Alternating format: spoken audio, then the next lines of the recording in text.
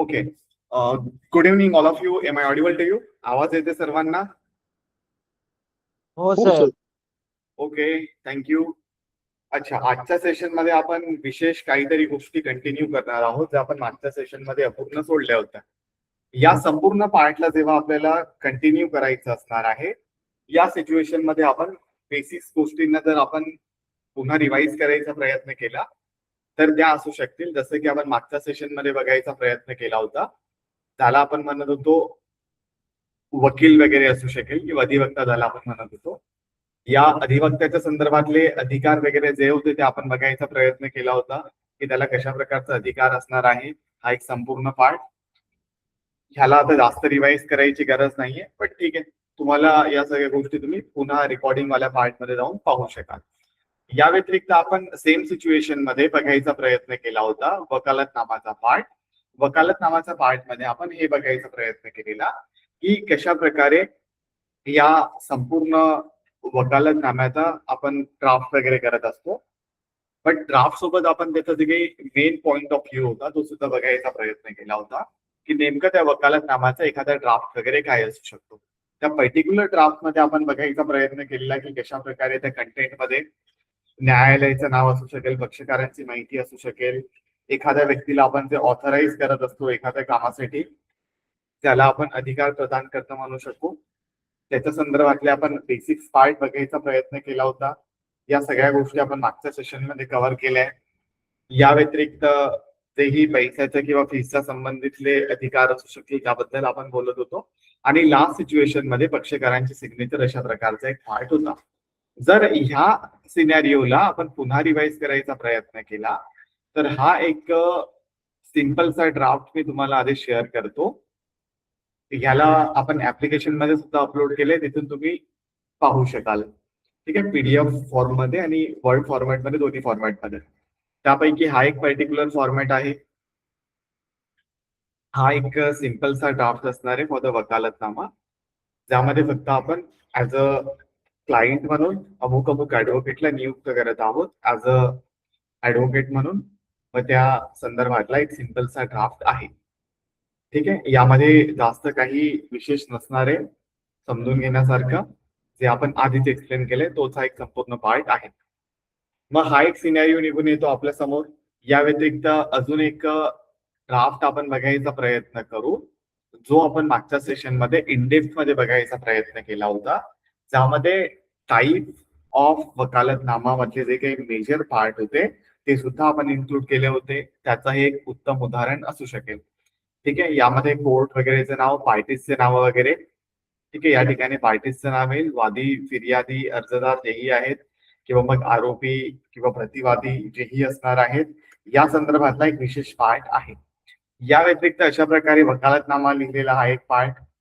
ठीक आहे, हा एक पार्ट झाल्यानंतर आपण पुन्हा कंटिन्यू करायचा जर प्रयत्न केला तर पहिल्या पॅराग्राफ मध्ये आपण अशा प्रकारे मेन्शन केलं होतं की या क्लायंटने अमुक अमुक ऍज अ ऍडव्होकेट म्हणून नियुक्त वगैरे केले. या संदर्भातला एक तो एक पर्टिक्युलर पार्ट होता. यासोबतच आपण कंटिन्यू जर करायचा प्रयत्न केला तर तो पार्ट असू शकेल की someone is trying to join. ठीक आहे, या संपूर्ण पार्ट मध्ये मग आपण पुढे बघायचा प्रयत्न केला होता की कशा प्रकारे एखाद्या क्लायंटने एखाद्या ऍडव्होकेटला ऑथराईज केलेलं होतं to give the authority for doing some work. या सिच्युएशन मध्ये बघा आपण टाईप ऑफ राईट्स पाहिले होते, जे राईट्स अधिकार आपण ऍज अ क्लायंट म्हणून आपल्या वकिलांना वगैरे देत होतो. मग या संपूर्ण सिच्युएशन मध्ये आपण 1 बाय 1 जर बघायचा प्रयत्न केला असता तर हे संपूर्ण सिनॅरिओ आपल्याला या ठिकाणी बघायला मिळतो. यापैकी पहिला पार्ट आपण बघायचा प्रयत्न केला होता की कशा प्रकारे ऍज अ ऍडव्होकेट म्हणून आपण ह्या व्यक्तीला या ठिकाणी अधिकार देत असतो.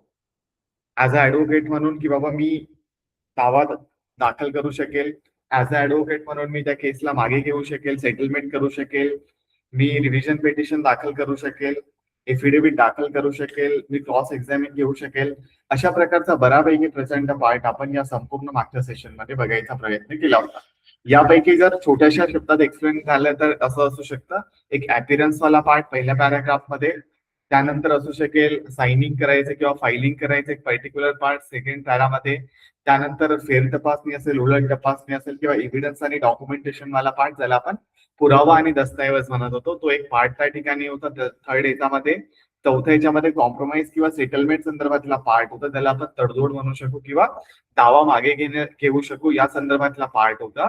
पाचव्या पार्ट मध्ये आपल्या समोर बघायचा प्रयत्न केला होता आपण की रिसिप्ट ऑफ फंड म्हणजे एखादी रक्कम स्वीकारणे जी कोर्टमधून एखादा कॉस्ट जर आपल्याला मिळत असेल, समोरच्या पक्षकाराला वर जर काही फाईन लावला असेल त्याच्याकडून मिळालेली रक्कम किंवा एखादा मेंटेनन्स असू शकेल, तो many more things will be there. हे आपण त्या पर्टिक्युलर पॅरामध्ये एक्सप्लेन केले होते. त्यानंतर पुढच्या पॅरामध्ये आपण बघायचा प्रयत्न केला होता की कशा प्रकारे जे ज्युनियर ऍडव्होकेट असेल किंवा असिस्टंट ऍडव्होकेट आहेत त्यांना तात्पुरत्या कामासाठी आपण मेमो ऍप अपीअरन्सच्या माध्यमातून अपीअर करून घेऊ शकतो. हा एक संपूर्ण पार्ट पण आपण पाहिलेला. या व्यतिरिक्त अॅक्युरसी ऑफ इन्फॉर्मेशनचा हा एक पार्ट या ठिकाणी आपण मेन्शन केला होता की आपण त्यामध्ये आधीच मेन्शन करत असतो की या संपूर्ण केसमध्ये क्लायंटने दिलेल्या माहितीच्या आधारावर आपली केस त्या ठिकाणी डिपेंड असणार आहे. त्यामुळे जेही कॉन्सिक्वेन्सेस या केसच्या माध्यमातून होतील ते त्या क्लायंटला फेस करावे लागतील. हा एक पर्टिक्युलर पार्ट आपण त्या ठिकाणी मेन्शन केला होता वकालतनामामध्ये. आणि लास्टचा पार्ट त्यामध्ये होता फीस आणि रिसिप्टच्या संदर्भातला, ज्यामध्ये आपण ऍज अ सेक्युरिटी कॉस्ट त्या ठिकाणी मेन्शन करत होतो की ऍज अ ऍडव्होकेट म्हणून मी भलेही तुमचं वकील वगैरे असू शकेल, पण माझी व्यावसायिक फीस वगैरे जर मला मिळाली नाही तर मी कोर्टमध्ये तुमच्या केसला रिप्रेझेंट करण्यासाठी बाउंड नसेल किंवा मी बांधील राहणार नाही. मग हा एक पर्टिक्युलर पार्ट ज्याच्याने आपण आपली सिक्युरिटी ऍज अ ऍडव्होकेट म्हणून करून घेत होतो. मग या सगळ्या गोष्टी आपण ऍज अ वकालतनामाचा पार्ट मध्ये बघायचा प्रयत्न केला होता. पण आजच्या सेशन मध्ये आपल्याला काही अजून इम्पॉर्टंट पार्ट कडे लक्ष द्यायचं असणार आहे. ते म्हणजे जर हे मी तुम्हाला स्क्रीन शेअर केली तर तुम्हाला व्यवस्थितपणे लक्षात येईल. Allow me a second. ठीक आहे, स्क्रीन विजिबल आहे तुम्हाला? ओके, अच्छा आता विजिबल असेल. ओके, या संपूर्ण पार्ट मध्ये मग आपण जसं की सुरुवात केली होती, जे काही वकील होते, वकिलांचे अधिकार वगैरे, या संपूर्ण अधिकारांबद्दल आपण बघायचा प्रयत्न केला होता. हा पार्ट तर ठीक आहे. मग ह्या सिच्युएशन मध्ये जर आपण या सगळ्या गोष्टींकडे एकत्र जर बघायचा प्रयत्न केला तर अजून काही इम्पॉर्टंट गोष्टी आपल्याला या अधिकारांच्या संदर्भामध्ये ऍडव्होकेसी ऍक्टच्या संदर्भामध्ये बघायला मिळतात. त्यापैकी एकंदरीतपणे आपण मागच्या सेशन मध्ये बघायचा प्रयत्न केला होता. 23 असेल सेशन, हा एक 23 वाला एक पार्ट पाहिला होता, ज्यामध्ये आपण सिनियर ऍडव्होकेटला वगैरे प्राधान्य वगैरे देत असतो की त्यांनी आपल्या केसला व्यवस्थितपणे रिप्रेझेंट करावं, लवकरात लवकर त्यांनी करावं, किंवा जेव्हाही हे व्यक्ती कोर्टमध्ये हजर होतील किंवा कोर्टमध्ये उपस्थित असतील त्यावेळेस ते स्वतःचं ओपिनियन कोणत्याही व्यक्तीच्या आधी दाखल करू शकतील. हा एक पर्टिक्युलर पार्ट आपण पाहिला होता. यामध्ये मग सिनियर ऍडव्होकेट असू शकतील किंवा ते त्यांच्या ज्येष्ठतेनुसार आपण त्यांना तो अधिकार वगैरे देत असतो. मग हा एक पर्टिक्युलर पार्ट आहे जो आपण या ठिकाणी समजून घेऊ शकतो. मग ह्या सिच्युएशन मध्ये आपण अजून जर मागे जाण्याचा प्रयत्न केला या सगळ्या गोष्टींना वेगळं सोडून, तर आपण एक पर्टिक्युलर पार्ट पाहिला होता ज्याला आपण म्हणत होतो मेमो ऍप अपीअरन्सचा. मग मेमो ऍप अपीअरन्स बद्दल जेव्हा आपण आजच्या सेशन मध्ये बघायचा प्रयत्न करू त्यामध्ये बऱ्याच साऱ्या इम्पॉर्टंट गोष्टींवर आपल्याला लक्ष द्यायचं असणार आहे. मग हे लक्ष असू शकेल आपल्याला की हा जेव्हाही मेमो ऍप अपीअरन्स बद्दल बोलायचा प्रयत्न करू तर मागच्या सेशन मध्ये आपण थोडक्यामध्ये त्याची माहिती वगैरे पाहिली होती. या माहितीमध्ये आपण समजून घेण्याचा प्रयत्न केला होता की हा जो मेमो ऍप अपीअरन्स असतो याचा अर्थ असा असतो आपण एखाद्या वकिलाची नियुक्ती तात्पुरत्या स्वरूपासाठी त्या ठिकाणी करत असतो आणि त्या तात्पुरत्या स्वरूपाचा अर्थ हा असतो की फक्त तेवढ्या दिवसापुरता. या व्यतिरिक्त जर डे चेंज झाला, अलाउ मी अ सेकंड.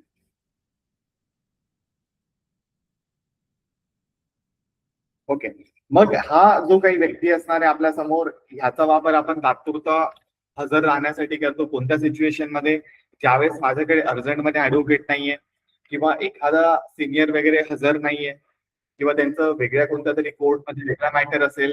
तर या सगळ्या गोष्टी आपण मागच्या सेशन पर्यंत बघायचा प्रयत्न केला होता. पण एवढ्याच गोष्टींवर थांबून आता आपल्याला चालणार नाहीये. यासाठी I am just coming towards the same chart जेणेकरून आपल्याला अजून समजण्यासाठी मदत होईल. अलाउ मी अ सेकंड, मी पुन्हा स्क्रीन तुम्हाला शेअर करतो चार्ट सोबत. जेणेकरून आपल्याला एक्सप्लेनेशन साठी सोपं होईल. अच्छा, स्क्रीन विजिबल आहे का? चार्ट विजिबल आहे तुम्हाला? जो आपण चार्ट काल पाहिला होता तो विजिबल आहे का? येस नो काहीतरी? Yes yes. नाही नाही, हा मेमो तो ऑफ अपीयरन्स आहे.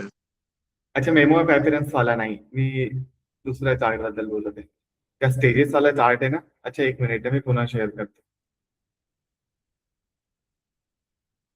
अच्छा ठीक आहे, हा बघा आता शेअर झाला असेल तुम्हाला.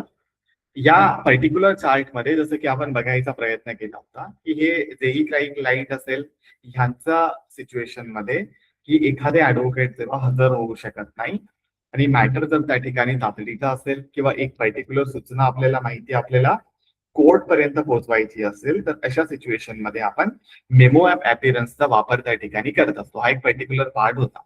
मग हे सिनियर हजर नसले तर त्यांच्या ज्युनियरला ते पाठवू शकतात with the memo of appearance, किंवा मग बऱ्याच साऱ्या सिच्युएशन मध्ये असं होतं की जेव्हा ऍडव्होकेट वगैरे हजरच नाहीये, त्यांचे ज्युनियरही हजरच नाहीये, त्या सिच्युएशन मध्ये हे जे क्लायंट आहेत ते अन्य एखाद्या वकिलांची मदत तात्पुरत्या स्वरूपासाठी घेऊ शकतील to convey the message to the court की बाबा आम्ही हजर आहोत आणि आमची हजेरी त्या ठिकाणी लावा, आणि अशा प्रकारची काही माहिती किंवा इतर अन्यत्र माहिती असू शकते ती आपण कोर्ट समोर त्या ठिकाणी पोहोचवू शकतो.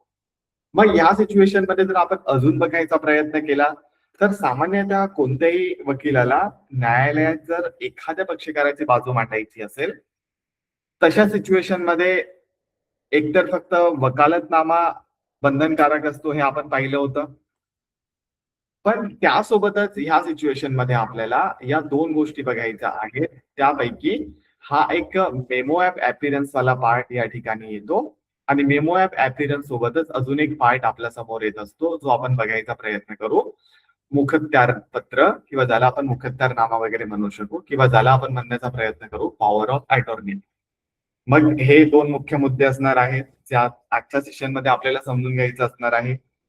मग जर आपण या सिच्युएशन मध्ये सुरुवात केली तर इम्पॉर्टंट पार्ट जर आपल्यासाठी असू शकेल या ठिकाणी तो असणार आहे मेमो ऍप अपीयरन्सचा.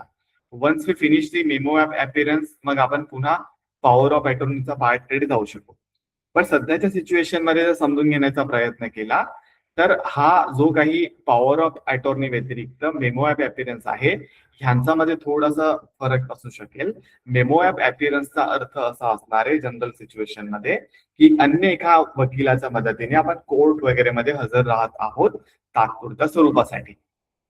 पण हा जो काही पार्ट असणार आहे मुखत्यार पत्र किंवा मुखत्यारनामा पॉवर ऑफ अटॉर्नीचा, या संबंधित सिच्युएशन मध्ये आपण वकिलांच्या मदतीने सुद्धा आणि आपण अन्य एका असा व्यक्ती जो इम्पार्शियल असला पाहिजे, इम्पार्शियल व्यतिरिक्त आपल्या ओळखीचा असला पाहिजे, किंवा आपण अशा व्यक्तीला असे अधिकार देत असतो तो मेजॉरिटी ऑफ एज असला पाहिजे, साऊंड माइंड असला पाहिजे, बौद्धिकरित्या तो सक्षम असला पाहिजे एखादा डिसिजन घेण्यासाठी, अशा व्यक्तीची आपण त्या ठिकाणी मदत घेत असतो. आणि अशा व्यक्तीला आपण तात्पुरत्या स्वरूपासाठी काही अधिकार वगैरे देतो की हा व्यक्ती आमच्या केसमध्ये हजर राहू शकेल किंवा आमच्या केसला हा तात्पुरत्या स्वरूपासाठी त्या ठिकाणी रिप्रेझेंट करू शकेल. मग हा जो काही सिनॅरिओ असतो हा तात्पुरत्या स्वरूपासाठी असू शकतो. किंवा मग बऱ्याच वेळेस असं होतं की एखादा व्यक्ती आहे समजा तो आजारी असेल, एखादा व्यक्ती आहे समजा तो मोठ्या हुद्द्यावर असेल, एखादा व्यक्ती आहे समजा तो आउट ऑफ सिटी राहत असेल, मोठा बिझनेसमॅन आहे, त्यामुळे तो दरवेळेस दर तारखेला कोर्ट समोर हजर राहू शकत नाही. मग अशा सिच्युएशन मध्ये जसे की सिव्हिल केसेस असेल, क्रिमिनल केसेस असल्या, ह्या सिच्युएशन मध्ये कोणत्याही पक्षकाराने एकतर वकिलांच्या मदतीने किंवा स्वतःहून त्या कोर्टच्या तारखेला हजर राहणं गरजेचं असतं. मग हा जर सिनॅरिओ आपण बघायचा प्रयत्न केला तर समजा या दोन्ही पक्षकारांपैकी एक असा पक्षकार आहे किंवा दोन्ही पक्षकार आहेत, हे बिझनेसमॅन आहेत मोठे मोठे, किंवा हे राष्ट्रपती आहेत, किंवा मग असं कॉन्स्टिट्युशनल पोस्टवर असू शकतील, किंवा अशा काही पोस्टवर आहेत की ते त्या पोस्टला सोडून दरवेळेस कोर्टमध्ये येऊ शकत नाही. जसं की एखादा सोल्जर वगैरे असू शकेल, सैनिक असू शकेल, तो दरवेळेस आपल्या तारखेला येऊ शकत नाही कारण की त्याला ते हजेरी लावणं गरजेचं आहे. पण केस सुद्धा तेवढीच इम्पॉर्टंट आहे आपल्यासाठी. मग अशा सिच्युएशन मध्ये हे दोन्हीही पक्षकार असू शकतील, ते पॉवर ऑफ अटॉर्नीच्या मदतीने कोर्ट समोर वगैरे हजर राहू शकतात. मग हा एक पार्ट असतो, एकतर हा एक व्यक्ती किंवा हा एक व्यक्ती, हे दोन्ही अशा प्रकारे हजर राहू शकतील. मग पॉवर ऑफ अटॉर्नीचा सुद्धा एक पार्ट आहे, एवढंच लक्षात ठेवायचं आतापर्यंत. पुढे जाऊन आपण इनडेप्थ मध्ये त्याला पाहण्याचा प्रयत्न करू, की सध्याच्या सिच्युएशन मध्ये लक्षात ठेवायचं की आपण एका व्यक्तीला काही अधिकार देत असतो, जसं की एखाद्या व्यक्तीचा वृद्धापणामुळे असू शकेल, आजारपणामुळे असू शकेल, किंवा तो देशाचा बाहेर असेल, किंवा तो अशा काहीतरी ड्युटीमध्ये आहे तिथून तो येऊ शकत नाही दरवेळेस. मग अशा व्यक्तीला कोणत्याही कारणामुळे तो न्यायालयात जर हजर राहू शकत नाही, अशा सिच्युएशन मध्ये त्या व्यक्तीच्या वतीने आपण अन्य व्यक्तीला ते अधिकार देतो की ते आपल्या केसला रिप्रेझेंट करतील, आणि अशा प्रकारे रिप्रेझेंट करतील की जसं की मी खरंच त्या ठिकाणी त्या कोर्टमध्ये उपस्थित आहे. मग एवढाच पार्ट आता लक्षात ठेवा. मग ह्या सिच्युएशन मध्ये थोडंसं कन्फ्युजिंग पार्ट असू शकतो. थोडासा कन्फ्युजिंग पार्ट म्हणजे काय, की आपण आता लाव मी अ सेकंड, अरे बाबा झालो. अच्छा, हा जो काही चार्ट आता आपण बघायचा प्रयत्न करत होतो, त्यामध्ये आपल्याला असं लक्षात आलं की ही जी काही डेफिनेशन आहे, ज्यामध्ये आपण मुखत्यारपत्र, पॉवर ऑफ अटॉर्नी बद्दल बोलत आहोत, त्यामध्ये सुद्धा एक व्यक्ती रिप्रेझेंट करत आहे. वकालतनामामध्ये सुद्धा एक व्यक्ती रिप्रेझेंट करत आहे, आणि मेमो ऑफ अपीयरन्स मध्ये सुद्धा एक व्यक्ती रिप्रेझेंट करत आहे. मग हे तीन पार्ट एकत्र आपल्या समोर येत आहे. मग या सिच्युएशन मध्ये कन्फ्युज व्हायचं कारण नाहीये, सगळ्या गोष्टी वेगळ्या वेगळ्या आहेत. पहिली गोष्ट असणार आहे आपल्यासाठी ती म्हणजे की वकालतनामा म्हणजे काय, तर एक वकील आपल्या केसला, एक ऍडव्होकेट आपल्या केसला त्या ठिकाणी रिप्रेझेंट करणार आहे, आणि त्यासाठी आपण या अशा प्रकारच्या एका वकालतनाम्याची मदत घेत असतो. ठीक आहे, वकीलपत्राची मदत घेत असतो, आणि त्या वकीलपत्रामध्ये ऍज अ क्लायंट म्हणून आपण एका व्यक्तीची नियुक्ती करतो, एका ऍडव्होकेटची नियुक्ती करतो, ज्याच्याकडे सनद आहे, तो व्यक्ती AIB क्लिअर असेल, त्याच्याकडे सर्टिफिकेट ऑफ प्रॅक्टिस आहे, आणि ही eligible to practice all over India, अशा प्रकारचे सगळे अधिकार त्याच्याकडे आहेत. मग हा व्यक्ती म्हणजे कोण, तर हा व्यक्ती आहे वकील. हा झालाय पहिला पार्ट, ज्यामध्ये तो वकील, अधिवक्ता, ऍडव्होकेट वकालतनामाच्या मदतीने आपल्या केसला कोर्टमध्ये रिप्रेझेंट करत आहे. त्यानंतर अगेन आपण पुन्हा येण्याचा जर प्रयत्न केला, तर त्यामध्ये आपण बघायचा प्रयत्न करत होतो या सिच्युएशन मध्ये पॉवर ऑफ अटॉर्नीचा पार्ट, हा जो काही पार्ट तुमच्या समोर दिसत असेल, पॉवर ऑफ अटॉर्नी. मग हा सुद्धा सिच्युएशन आहे. या सिच्युएशन मध्ये अशा प्रकारचं एक दस्तऐवज असू शकेल, एक कागदपत्र असू शकेल. या दस्तऐवजामध्ये आपण हे लिहून देत असतो की बाबा मी अमुक अमुक व्यक्ती आहे, मी मुख्य पक्षकार आहे, पण मी काही कारणास्तव या संपूर्ण केसमध्ये उपस्थित राहू शकत नाही.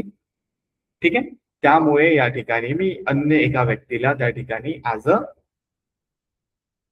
पॉवर ऑफ अटॉर्नीचे अधिकार देत आहे, आणि त्या अधिकाऱ्यांच्या वतीने तो पर्टिक्युलर कोर्टमध्ये उपस्थित राहील, आणि जसं की मी उपस्थित आहे तशा प्रकारे तो छोटे मोठे डिसिजन त्या ठिकाणी घेऊ शकेल, किंवा कोर्टला काही डिसिजनची आवश्यकता लागली तर त्यामध्ये तो मदत वगैरे करू शकेल, आणि ते डिसिजन अशाच प्रकारे मानण्यात येईल की जसं की एखादा पक्षकार त्या ठिकाणी एक्झॅक्ट कोर्टमध्ये उपस्थित आहे.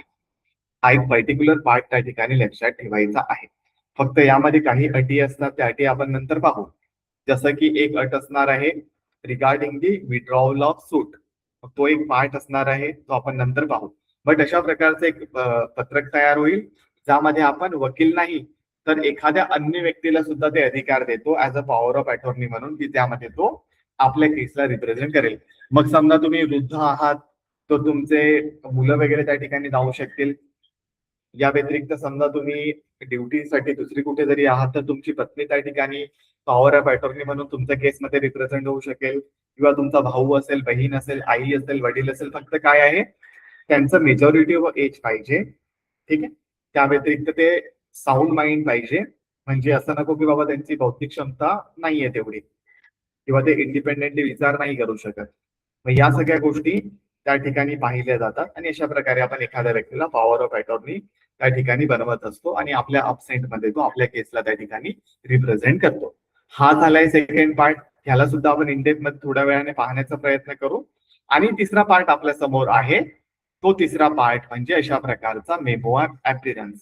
मग मेमो ऑफ अपीयरन्स मध्ये आपण जेव्हा बघायचा प्रयत्न करतो, हे सुद्धा एका प्रकारचं अपीयरन्स असणार आहे कोर्ट समोर, ज्यामध्ये आपण एका व्यक्तीला तात्पुरत्या स्वरूपासाठी, व्यक्तीला सांगण्यापेक्षा एखाद्या ऍडव्होकेटला तात्पुरत्या स्वरूपासाठी हा अधिकार देतो की तो आपल्या केसला त्या ठिकाणी रिप्रेझेंट वगैरे करू शकेल. मग ह्या सिच्युएशन मध्ये सुद्धा अशा प्रकारचं कागदपत्र मी तुम्हाला दाखवतो. हा एक फॉर्मॅट आहे regarding the power of attorney वाला पार्ट. यामध्ये काही पार्ट आम्ही चेंज केले. ठीक आहे, ओके. हा एक पर्टिक्युलर पार्ट यामध्ये सेम आहे जसं वकीलपत्र बनतं, जसं की वकीलपत्रामध्ये सेम पार्ट होता ना, आपण पाहिलं होतं. वकीलपत्रामधलाही सेम पार्ट सेम आहे. या ठिकाणी हा एक पार्ट, कोर्टचं नाव, हे सगळ्या गोष्टी, अशा प्रकारचं टायटल.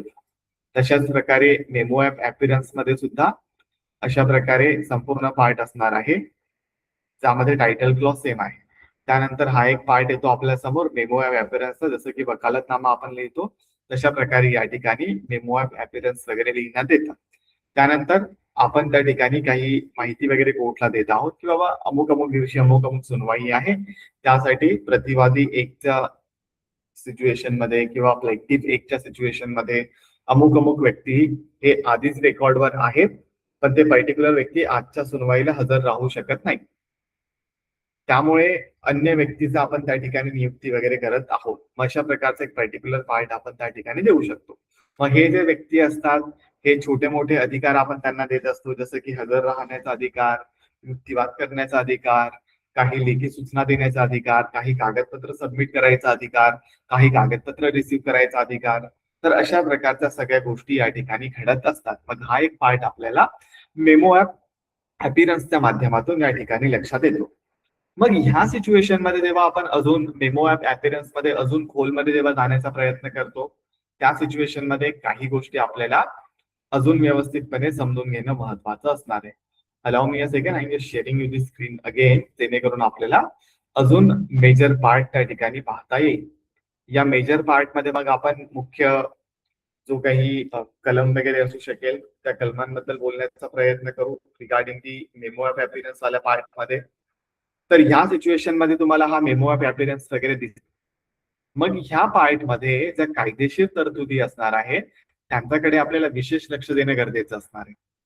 मग या कायदेशीर तरतुदीमध्ये मेमो ऍप अपीरन्सच्या पार्ट मध्ये आपल्याला हे समजून घेणं महत्वाचं असतं की सामान्यतः वकिलांना न्यायालयामध्ये एखाद्या पक्षकारांची बाजू मांडण्यासाठी त्या पक्षकाराने स्वाक्षरी केलेलं जे काही वकालत पत्र असतं, वकालतनामा असतो, हे बंधनकारक आहे, इथपर्यंत आपण मान्य करतो.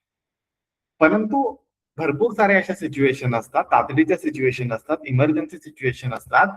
त्या सिच्युएशन मध्ये अशा प्रकारचा मेमो ऍप अपीरन्स आपल्याला त्या ठिकाणी मदत करतो अंडर ऑर्डर 3 रूल 4 सब रूल 5 या माध्यमातून, की ह्या सिच्युएशन मध्ये आपण आपल्या ज्युनियर व्यक्तीची, ठीक आहे, आपल्या एखाद्या सहकार्याच्या मदतीने किंवा पक्षकारांना वाटेल त्यांच्या आवडीच्या एखाद्या वकिलाच्या मदतीने ते कोर्टमध्ये त्या दिवशी हजर राहू शकतात.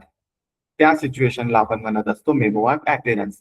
मग ही सिच्युएशन कोणतीही असू शकते, जसं की त्यांची एखादी अर्जंट केस असेल, जसं की माझी एक केस वगैरे आहे, आज मला युक्तिवादासाठी जायचंय, पण अचानक माझ्यासमोर एक बेलचं ऍप्लिकेशन आलंय आणि त्या व्यक्तीला बेल मिळणं गरजेचं आहे, आणि आज जर मी नाही गेलो तर अन्यत्र दिवसांमध्ये कोर्ट बंद असणार आहे, कोर्टला सुट्ट्या असणार आहे. मग ही सुद्धा एक तातडी सिच्युएशन आहे. किंवा मग अचानक आलेली एखादी सुनवाई असू शकते, मुख्य वकील आजारी असू शकतात, किंवा त्यांना कुठेतरी गावी जायचं राहू शकतं, कोणताही सिनॅरिओ असू शकतो, किंवा पक्षकार बाहेर गावी राहू शकतात. मग अशा सिच्युएशन मध्ये आपण ह्या ऑर्डरची मदत घेतो. ऑर्डर 3 रूल 4 सब रूल 5 ह्याच्या मदतीने आपण कोर्टमध्ये अशा प्रकारे मेमो ऍप अपीरन्स देण्याचा प्रयत्न करतो, ज्यामध्ये आपण काही सूचना कोर्टला देऊ शकतो किंवा युक्तिवाद करू शकतो, काही कागदपत्र सबमिट करू शकतो. अशा प्रकारचा संपूर्ण पार्ट त्या ठिकाणी असणार आहे.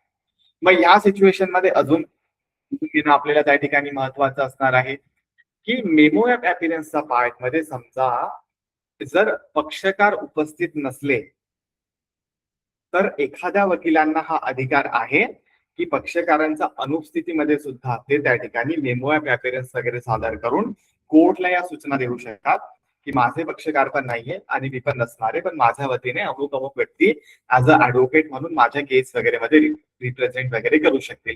हा एक पार्ट त्या ठिकाणी येतो.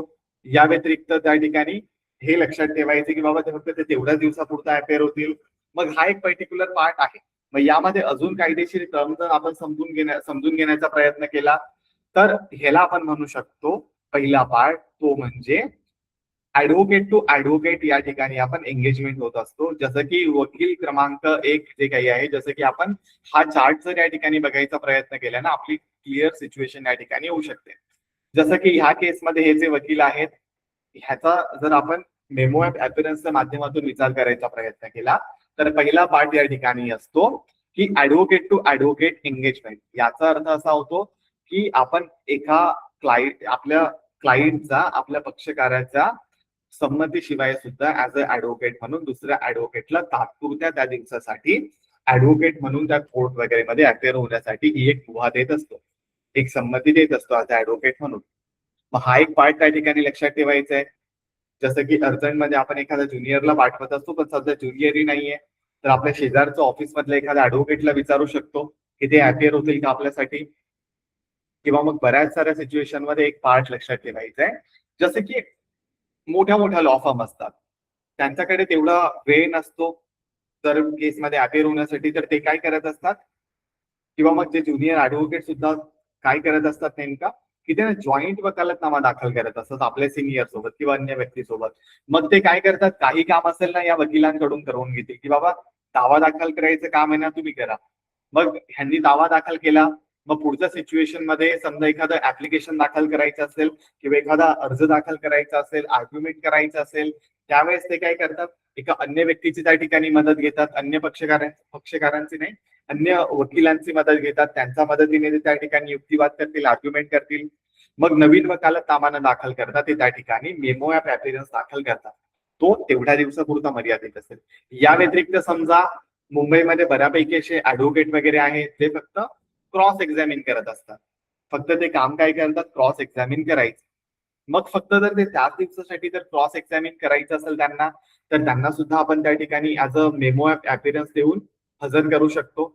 जसं की हा एक चार्ट मध्ये तुम्हाला दिसत आहे, हे वकील आहे, त्यांचे जर आपण तात्पुरत्या स्वरूपासाठी नियुक्ती केली तर कमी पैशामध्ये ते मेमो ऑफ अपीयरन्स वगैरे दाखल करून त्या ठिकाणी या व्यक्तीचा जे काही उलट तपासणी आहे, क्रॉस एक्झामिनेशन आहे, एक्झामिनेशन इन चीफ आहे, री एक्झामिनेशन आहे, अशा प्रकारचा पार्ट करू शकतात. मग प्रश्न या ठिकाणी आपल्या समोर येतो की ही झंझट काय ठेवायची नेमकी मेमो ऑफ अपीयरन्सची, का सरळ आपण वकालतनामा का दाखल करू शकत नाही. प्रश्न तर बरोबर आहे, वाजवी प्रश्न आहे, पण अजून त्या ठिकाणी काही गोष्टी समजून घेणं महत्वाचं असतं. एकतर बऱ्याच साऱ्या वेळेस असंही होतं की ह्या वकिलांना जर आपण वकालतनामा दाखल करायचे पैसे जर द्यायचं ठरवलं तर वकालतनामा म्हणजे काय, कालच आपण एक्सप्लेन केलं होतं की केस सुरू झाल्यापासून शेवटपर्यंत. जसं की हा संपूर्ण चार्ट जर आपण पाहिला तर या चार्ट मध्ये सगळ्या गोष्टी आपल्याला क्लिअर होतात की वकालतनामा म्हणजे काय. इथून केस जेव्हा सुरू होते, जेव्हा हे व्यक्ती कोर्ट पर्यंत जातात दावा वगैरे दाखल करून, अशा प्रकारे रेजिस्टर ऑफिसच्या माध्यमातून समन वगैरे पाठवून जेव्हा वेळेस केस लास्ट पर्यंत येत असते, तोपर्यंत 0 स्टेप पासून लास्ट पर्यंत अशा प्रकारे आर्ग्युमेंट पर्यंत, जजमेंट पर्यंत वकालतनामा हा जो काही असतो तो व्हॅलिड असतो. म्हणजे काय होतं की संपूर्ण वकिलांचं एंगेजमेंट संपूर्ण केससाठी होईल. मग त्यांचे जे काही पैसे असतील, चार्जेस असतील, त्याचप्रमाणे असू शकतील संपूर्ण केसेससाठीचे. But what memo of appearance means, memo of अपीयरन्सचा अर्थ आहे की एका वकिलाला जर मी या ठिकाणी फक्त आर्ग्युमेंटसाठी उभं करत असेल तर ते फक्त आर्ग्युमेंटसाठी त्या ठिकाणी उभे राहतील. त्यांना मी क्रॉस एक्झामिनेशन साठी उभं करत असेल तर ते फक्त क्रॉस एक्झामिनेशन साठी तेवढ्या दिवसापुरते उपस्थित राहतील.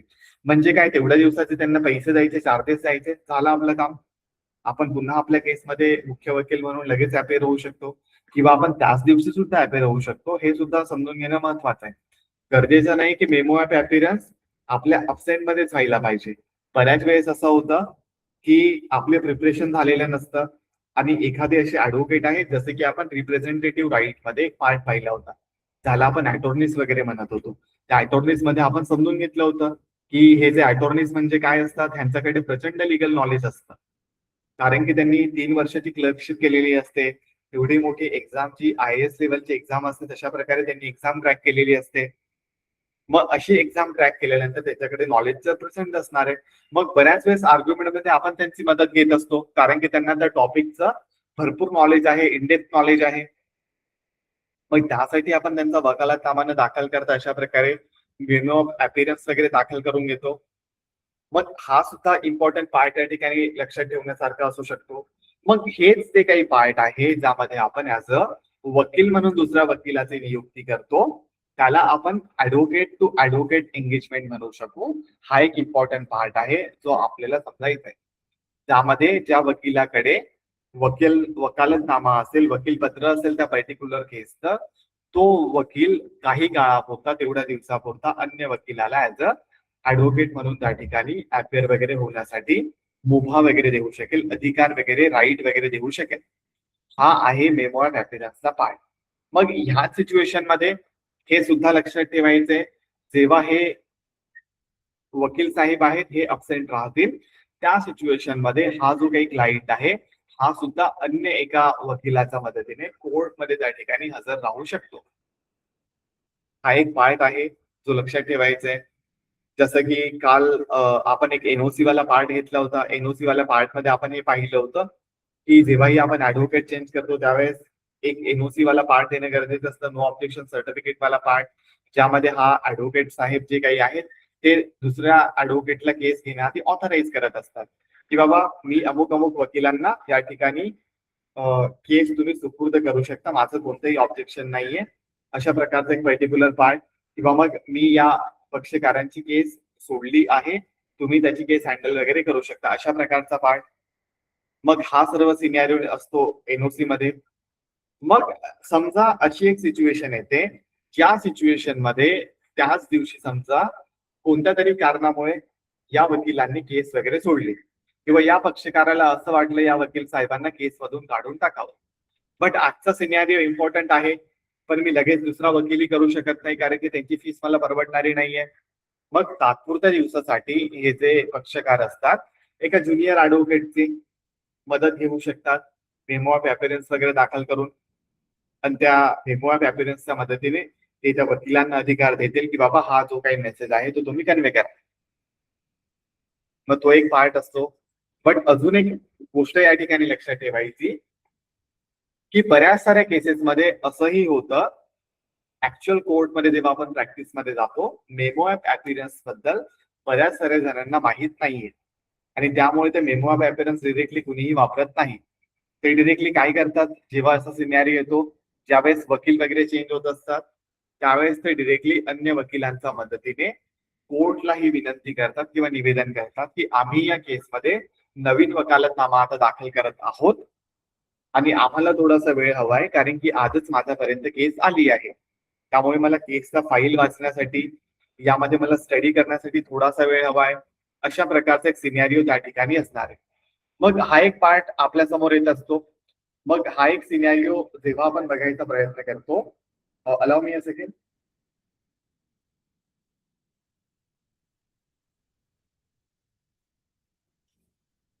ओके, हा जेव्हा असा एक पार्ट येतो त्यावेळेस गरजेचं नाहीये की आपण मेमो ऑफ अपीअरन्स कोर्ट समोर सबमिट करायला हवा, आपण डिरेक्टली दुसरे कारण सुद्धा देत असतो.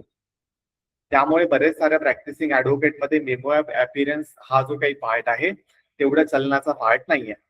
बट तुम्ही तो आठवण जर ठेवला तर तुम्हाला मदत त्याची होऊ शकते. सेक्शन आहे ऑर्डर नंबर 3 वाला जो काही पार्ट आहे त्यामधला रूल 4 सब रूल 5 हा एक पर्टिक्युलर पार्ट तुम्ही जर लक्षात ठेवला तर तुम्हाला मेमो ऑफ अपीअरन्स बद्दल सर्व गोष्टी त्या ठिकाणी लक्षात येतील. मग अशा प्रकारे हा एक मेमो ऑफ अपीअरन्स असणार आहे.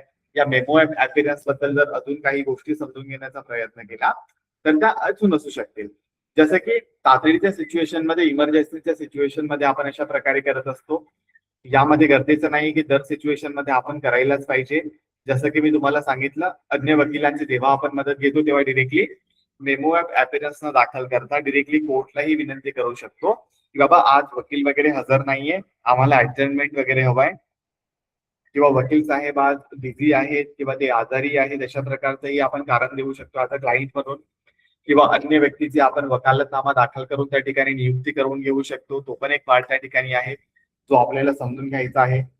मग वकालतनामा विरुद्ध जर आपण या ठिकाणी तुलनात्मक फरक बघायचा प्रयत्न केला तर तो तुलनात्मक फरक असू शकतो की वकालतनामाच्या मदतीने आपण या ठिकाणी एक व्यक्तीला घोषित करत आहोत की हा पर्टिक्युलर व्यक्ती माझ्या संपूर्ण केस पर्यंत वकील वगैरे असणारे, अधिवक्ता वगैरे असणार आहे. संपूर्ण केस म्हणजे स्टार्ट झाल्यापासून शेवटपर्यंत पूर्ण केस पर्यंत हा व्यक्ती माझा वकील असेल आणि मी त्याला अमुक अमुक अधिकार दिले.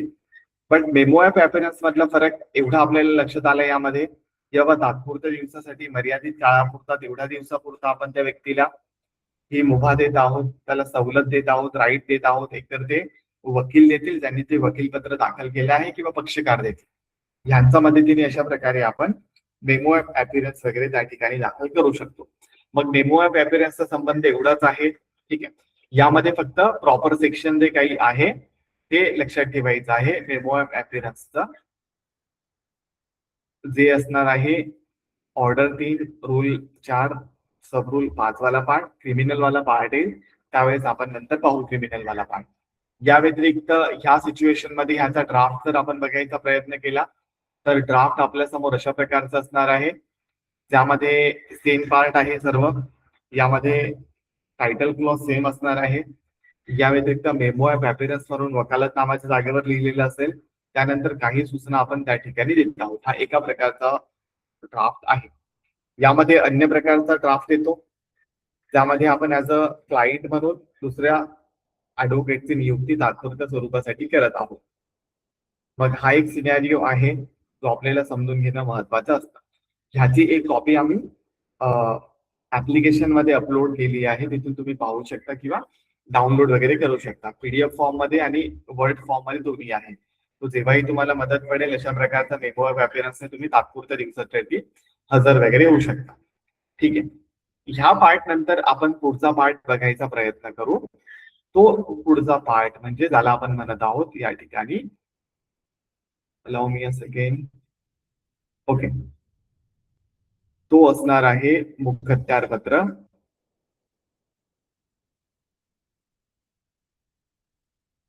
ओके, हा मुखत्यार पत्राबद्दल तुम्हाला आता लक्षात येईल. मुखत्यार पत्राचा अर्थ काय होतो? Power of attorney. Power of अटॉर्नीचा अर्थ काय होतो की एका व्यक्तीला आपण विशेष काही अधिकार देत असतो आणि त्या अधिकारांच्या मदतीने तो व्यक्ती त्या केसमध्ये हजर वगैरे राहतो, आपल्या केसला रिप्रेझेंट वगैरे करतो. एवढा एक पार्ट आहे पॉवर ऑफ अटॉर्नी बद्दल, मुखत्यार पत्राबद्दल. ह्या पार्टला अजून जर समजून घेण्याचा प्रयत्न केला तर काही बेसिक्स गोष्टी आपल्या समोर असणार आहेत. जसं की सुरुवातीला आपण त्याचा ड्राफ्ट पाहू आणि तो ड्राफ्ट पाहिल्यानंतर त्याबद्दल बऱ्यापैकी एक्सप्लेनेशन असणार आहे, ते आपण समजून घेण्याचा प्रयत्न करू, जेणेकरून तुम्हाला हा सर्व पॉइंट त्या ठिकाणी क्लिअर होईल. बऱ्याच साऱ्या सिच्युएशन मध्ये तुम्ही मुखत्यार पत्र वगैरे जेव्हा ड्राफ्ट करत असतात त्याचे एक फिक्स फॉर्मॅट वगैरे असतात, त्यामध्ये जास्त काही करायची गरज नसते. या फिक्स फॉर्मॅटमध्ये फक्त क्लायंटचे नावं चेंज करायचे आहेत, कोणती केस वगैरे आहे ते चेंज करायचं आहे, बाकीचा फॉर्मॅट सेम असतो. आणि हे एवढं जरी केलं तरी तुम्हाला 500,000 रुपये आरामात मिळत असतात. का? कारण की एकतर यामध्ये तुम्हाला खास करून जे काही स्टॅम्प पेपर असणार आहे त्या स्टॅम्प पेपरच्या मदतीने आपण जनरली हा करून घेतो. तर आपण एफिडेव्हिट पेपर वगैरे म्हणू शकू किंवा नोटराईज वगैरे वाला पार्ट म्हणू शकू. जसं की ह्यामध्ये जनरली आपण कोर्टच्या कामासाठी जेव्हा एखादा पॉवर ऑफ अटॉर्नी तयार करत असतो, मुखत्यार पत्र तयार करत असतो, त्यावेळेस आपण 100 रुपये किंवा 500 रुपयाचा जो काही बॉन्ड असतो त्या पेपरवर नोटरी किंवा सब रजिस्टर कार्यालयामधून अशा प्रकारे हे पॉवर ऑफ अटॉर्नी वगैरे तयार करून घेत असतो. मग ह्या पॉवर ऑफ अटॉर्नीचा कंटेंट म्हणजे काय असणार आहे? तर या पॉवर ऑफ अटॉर्नीचा कंटेंट म्हणजे ज्यामध्ये आपण जे ऍज अ पक्षकार आहेत या पक्षकाराला त्या ठिकाणी आपण मेन्शन करत असतो की बाबा मी या ठिकाणी अमुक अमुक नावाचा व्यक्ती आहे, या अमुक अमुक नावाचा व्यक्ती व्यतिरिक्त माझं एवढं वय आहे, माझा धंदा हा आहे, माझा ऍड्रेस हा आहे आणि मी या केसमध्ये मुख्य पक्षकार आहे किंवा मला यापुढे मुख्य पक्षकार म्हणून संबोधले जाईल, अशा प्रकारचं एक पर्टिक्युलर पार्ट. जनरल आपण जे अग्रीमेंट वगैरे तयार करतो, जर तुम्ही लिगल ड्राफ्टिंगचा कोर्स जर पाहिला असेल तर त्या लिगल ड्राफ्टिंगच्या कोर्समध्ये जेव्हा कॉन्ट्रॅक्ट ड्राफ्टिंगचा पार्ट स्टार्ट होतो त्या कॉन्ट्रॅक्ट ड्राफ्टिंग मध्ये अशा प्रकारचा एक पार्ट तुम्हाला बघायला मिळतो. जसं की त्यामध्ये टेनेंट ड्राफ्टिंग असणार आहे, टेनेंट ड्राफ्टिंग वाला पार्ट, लिव्ह अँड लायसन वाला पार्ट. त्यामध्ये अशा प्रकारे मेन्शन केलं जातं की या पर्टिक्युलर केसमध्ये आतापासून या अमुक अमुक व्यक्तीला टेनेंट म्हणून रेफर केलं जाईल. मग त्या टेनेंटचा अर्थ काय? तर हा अमुक अमुक व्यक्ती, जसं की या ठिकाणी जेव्हाही मुख्य पक्षकार किंवा प्रिन्सिपल म्हणून संबोधण्यात येईल त्यावेळेस त्याचा अर्थ काय होईल, त्याचा अर्थ होईल अमित रमेश शर्मा, ज्याचं वय 45 वर्ष आहे, जो त्याचा व्यवसाय नोकरी आहे आणि तो अमुक अमुक पत्त्यावर राहतो. मग हा एक पार्ट आहे. मग हे जे काही पॉवर ऑफ अटॉर्नी असतं ह्याला एका कॉन्ट्रॅक्ट प्रमाणे त्या ठिकाणी ड्राफ्ट केलं जातं. ह्यानंतर पक्षकाराचं नाव झालं, त्यानंतर जो काही पुढचा व्यक्ती असतो, समोरचा व्यक्ती असतो, ज्याच्या नावाने आपण पॉवर ऑफ अटॉर्नी करत आहोत, त्याला मुखत्यार म्हणत असतो आपण किंवा अटॉर्नी वगैरे म्हणत असतो. हा जो अटॉर्नी आहे आणि आपण जो मागचा अटॉर्नी पाहिला होता पॉवर ऑफ अटॉर्नीच्या व्यतिरिक्त की रिप्रेझेंटेटिव्ह राईट मध्ये, जर मी तुम्हाला दाखवण्याचा प्रयत्न केला तर अलाव मी अ सेकंड, जेणेकरून जास्त कन्फ्युजन न होता तो पार्ट इथेच क्लिअर होईल. 3 प्रकारचे अटॉर्नीज तुम्हाला माहिती असले पाहिजे. त्यापैकी हा एक पॉवर ऑफ अटॉर्नी आहे जो एका व्यक्तीच्या केसला तात्पुरत्या स्वरूपासाठी, ज्यावेळेस तो आजारी असेल किंवा तो विशेष कोणत्या तरी कारणासाठी गावाला असेल किंवा तो दुसऱ्या देशामध्ये राहतो, अशा सिच्युएशन मध्ये तात्पुरत्या कारणासाठी त्याला आपण ते अधिकार वगैरे देत असतो, त्याला आपण पॉवर ऑफ अटॉर्नी वगैरे म्हणत असतो. बट आपण अजून एक अटॉर्नी पाहिला होता जो की हा अटॉर्नी होता. ठीक आहे, हा अटॉर्नी म्हणजे हा वेगळा अटॉर्नी. या अटॉर्नी बद्दल आपण समजून घेण्याचा प्रयत्न काय केला होता, या अटॉर्नी बद्दल आपण समजून घेण्याचा प्रयत्न केला होता की हा व्यक्ती याच्याकडे लिगल डिग्री आहे. ठीक आहे, या व्यतिरिक्त तो 3 वर्षाचा क्लर्कशिप एका अटॉर्नी व्यक्तीचा अंडर ऑब्झर्वेशन करणार आहे. त्यानंतर तो अटॉर्नीची एक्झाम क्लिअर करेल, त्यानंतर त्याला अटॉर्नी असे संबोधण्यात येईल. हा एक पर्टिक्युलर पार्ट. जसं की एखादा डॉक्टर मेडिकलची डिग्री कंप्लीट करेल त्यानंतर त्याला डॉक्टर संबोधण्यात येईल. जसं की एखादा लॉचा विद्यार्थी लॉची डिग्री कंप्लीट करून सनद मिळवेल त्यावेळेस त्याला ऍडव्होकेट म्हणण्यात येईल. तशाच प्रकारने अटॉर्नीवाल्या पार्ट मध्ये सुद्धा तो अटॉर्नीची एक्झाम क्लिअर करेल, त्यानंतर त्याला अटॉर्नी संबोधण्यात येईल. मग हा अटॉर्नी म्हणजे काय, याच्याकडे विशेष नॉलेज आहे, लॉचं नॉलेज आहे, हा केस रिप्रेझेंट करू शकतो, आपली मदत करू शकतो केसेसमध्ये, केसेस लढण्यासाठी, युक्तिवादसाठी किंवा मग वेगळ्या वेगळ्या कामांसाठी फॉर द लिगल फील्डमध्ये. बट आपण जो काही आता हा एक पार्ट पाहत आहोत मुखत्यार पत्रवाला, हा जो काही अटॉर्नी आहे हा काय करणार आहे, हा करणार आहे आपल्या केसला रिप्रेझेंट. त्यामुळे कन्फ्युज व्हायची गरज नाहीये. तो अटॉर्नी म्हणजे वेगळा, हा अटॉर्नी म्हणजे वेगळा. या व्यतिरिक्त आपण जो काही अटॉर्नी पाहिले होते अटॉर्नी जनरल वगैरे वाले पार्ट, तो अटॉर्नी जनरल वाला पार्ट वेगळा. मग हे वेगळे वेगळे पार्ट आहेत सर्व. त्यामध्ये जे काही अटॉर्नीज वगैरे आहेत जे की एखाद्या राज्याचे विशेष अधिवक्ता वगैरे असतात किंवा मुख्य अधिवक्ता वगैरे असतात, जे सरकारला, राज्य सरकारला किंवा केंद्र सरकारला गाईड वगैरे करत असतात. मग तो एक पार्ट. त्यामध्ये अटॉर्नी जनरल वगैरे ही एक पर्टिक्युलर पोस्ट असणार आहे मुख्य अधिवक्ता म्हणून. तो एक पार्ट तुम्ही नंतर एकदा चेक करा ऑनलाईन जाऊन. मग हा एक पार्ट आहे. मग ह्या सिच्युएशन मध्ये या अटॉर्नीची माहिती त्या ठिकाणी असणार आहे. एवढं जरी शिकून घेतलं तरी ठीक आहे. मग जेव्हाही तुम्ही ड्राफ्ट कराल हे सेम पार्ट जसं तसं करायचंय, फक्त या ठिकाणी नावं गावं चेंज करायची. मग जसं की या ठिकाणी आपण मेन्शन केलं की बाबा या अमुक अमुक व्यक्तीला मुख्य पक्षकार म्हणून संबोधण्यात येईल, तशाच प्रकारे हा जो काही विकास निवृत्ती गायकवाड आहे त्याचं वय 50 वर्ष, व्यवसाय जो काही असेल त्या व्यक्तीला अटॉर्नी म्हणून किंवा मुखत्यार म्हणून त्या ठिकाणी संबोधण्यात यायला पाहिजे. मग ह्या सिच्युएशन मध्ये जेव्हा आपण हा ड्राफ्ट करायला सुरुवात करतो त्याचा हा एक पर्टिक्युलर तक्ता आहे. यामध्ये आपण मेन्शन करत आहोत की अमुक अमुक जो काही व्यक्ती आहे यांचा अमुक अमुक कोर्ट येथे रेग्युलर दिवाणी खटला किंवा दिवाणी दावा सुरू आहे, त्याचा क्रमांक अमुक अमुक आहे. या जमिनीचा वाद सुरू असताना मी नोकरीच्या निमित्ताने किंवा मी आजारपणामुळे किंवा अन्य कोणत्या तरी कारणामुळे किंवा मी सध्या मुंबई बाहेर आहे किंवा मी सिटीच्या बाहेर आहे किंवा मी भारताच्या बाहेर आहे, त्यामुळे मी प्रत्येक सुनवाईस येऊ शकत नाही, हजर राहू शकत नाही. त्यामुळे या दाव्याचे कामकाज पाहणे वैयक्तिकरित्या माझ्यासाठी शक्य नाहीये.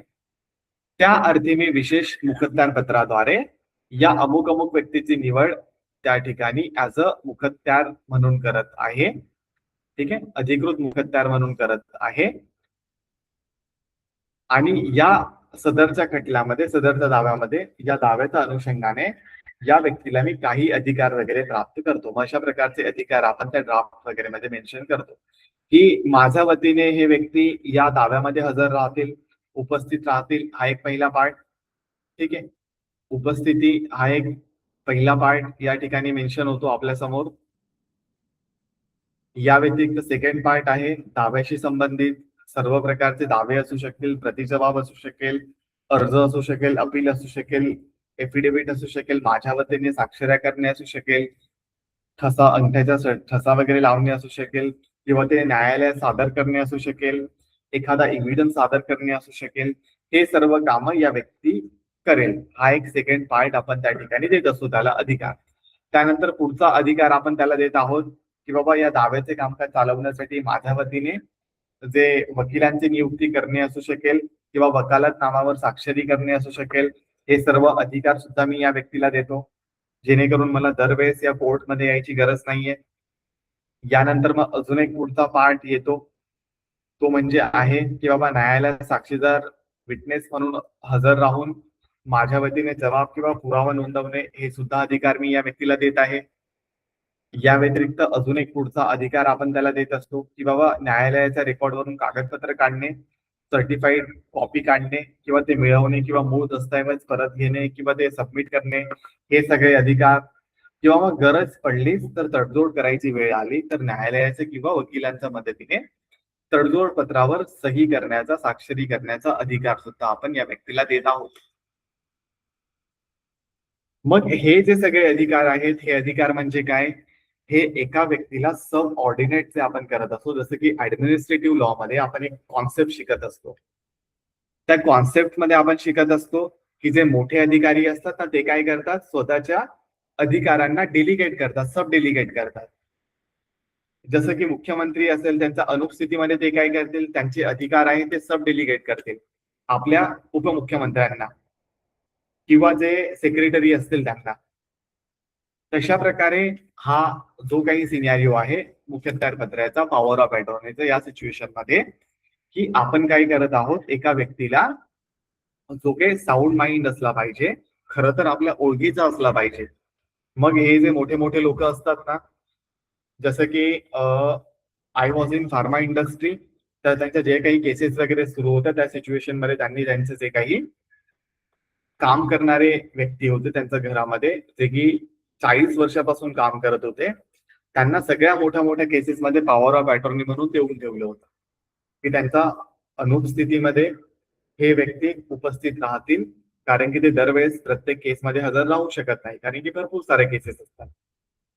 त्यामुळे त्यांनी त्यांच्या नोकराला, जो त्यांच्याकडे विश्वासू व्यक्ती होता, जो 40 वर्षापासून त्यांच्याकडे कामाला होता, त्या व्यक्तीला त्यांनी अशा प्रकारे मुखत्यार पत्र वगैरे दिलं आणि ते मग त्या ठिकाणी दर तारखेला वगैरे हजर राहायचे.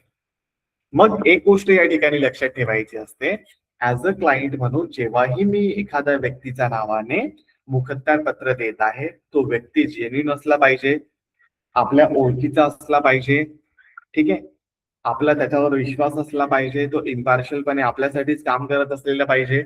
नाहीतर असं होईल की बाबा तुम्ही तर हजर नाहीये, त्या व्यक्तीला मिळायचे समोरच्या पार्टीकडून पैसे, आणि ते पैसे मिळाल्यानंतर तो असे काहीतरी जबाब द्यायचा, तो जबाब तुमच्या अगेन्स्ट मध्ये जाईल. त्यामुळे पॉवर ऑफ अटॉर्नी द्यायच्या वेळेस खास करून आपले जे क्लोज रिलेटिव्ह असू शकतील किंवा असा एखादा मित्र असू शकेल, असा एखादा जबाबदार व्यक्ती असू शकेल, जो तुमच्या शब्दाचा बाहेर जाणार नाही, अशाच व्यक्तीला तुमच्या अब्सेंट मध्ये अशा प्रकारचं पॉवर ऑफ अटॉर्नीचे अधिकार किंवा मुखत्यार पत्राचे अधिकार द्यायला पाहिजे. हा एक इम्पॉर्टंट पार्ट आहे, जो तुम्ही समजून घ्या आणि तुमच्या क्लायंटला सुद्धा हे कन्वे करायला शिका. हा एक पार्ट आहे.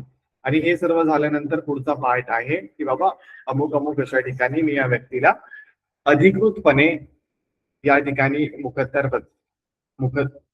करता म्हणून या ठिकाणी नियुक्त करत आहे. आणि मग त्यानंतर या सही वगैरे आहे या ठिकाणी, आणि साक्षीदार 2 जे काही असणार आहे त्यांच्या सह्या, अशा प्रकारचा एक पर्टिक्युलर पार्ट आहे जो आपल्याला या मुखत्यार पत्रा वगैरे मध्ये बघायला मिळतो. मग हा एक पर्टिक्युलर सिनॅरिओ आहे. मग ह्या सिनॅरिओला आपण अजून जेव्हा बघण्याचा प्रयत्न करतो, तर यामध्ये आपल्याला असं लक्षात आलं आतापर्यंत की हे जे काही मुखत्यार पत्र म्हणजे एक अत्यंत महत्वाचा एक दस्तावेज असणार आहे. या दस्तऐवजाच्या मदतीने आपण एखाद्या व्यक्तीला, जर तो वृद्धापणामुळे असू शकेल, आजारपणामुळे असू शकेल, किंवा मग देशाच्या बाहेर असेल किंवा अन्य कोणत्याही कारणामुळे न्यायालयात हजर राहू शकत नाही, अशा सिच्युएशन मध्ये दुसऱ्या व्यक्तीला आपण हे अधिकार देत असतो की तो आपल्या वतीने कायदेशीर निर्णय घेण्याचा आणि तो दावा चालवण्याचा एक पर्टिक्युलर अधिकार त्याला आहे. हा एक सिनारिओ आहे. तर हा जो काही पॉवर ऑफ अटॉर्नी वाला पार्ट असतो हा जनरली आपल्याला जो काही ऑर्डर नंबर 3 आहे त्याच्या अंतर्गत ह्या सगळ्या गोष्टी बघायला मिळतात. ऑर्डर नंबर 3, रूल 1 आणि रूल 2 चा जो काही पार्ट आहे ज्यामध्ये आपल्याला खास करून पॉवर ऑफ अटॉर्नी बद्दल बघायला मिळतं, ज्यामध्ये आपण व्यवस्थितपणे हे मेन्शन करत असतो खास करून पॉवर ऑफ अटॉर्नीच्या मदतीने की या पर्टिक्युलर नियमांनुसार आपण कोर्टमध्ये किंवा न्यायालयामध्ये हजेरी करणे किंवा न्यायालयामध्ये अर्ज सादर करणे किंवा कायदेशीरपणे अधिकृतपणे पक्षकाराच्या वतीने किंवा पक्षकाराच्या सोबत आपण त्या ठिकाणी काही कागदपत्र त्या ठिकाणी मेन्शन करत असतो.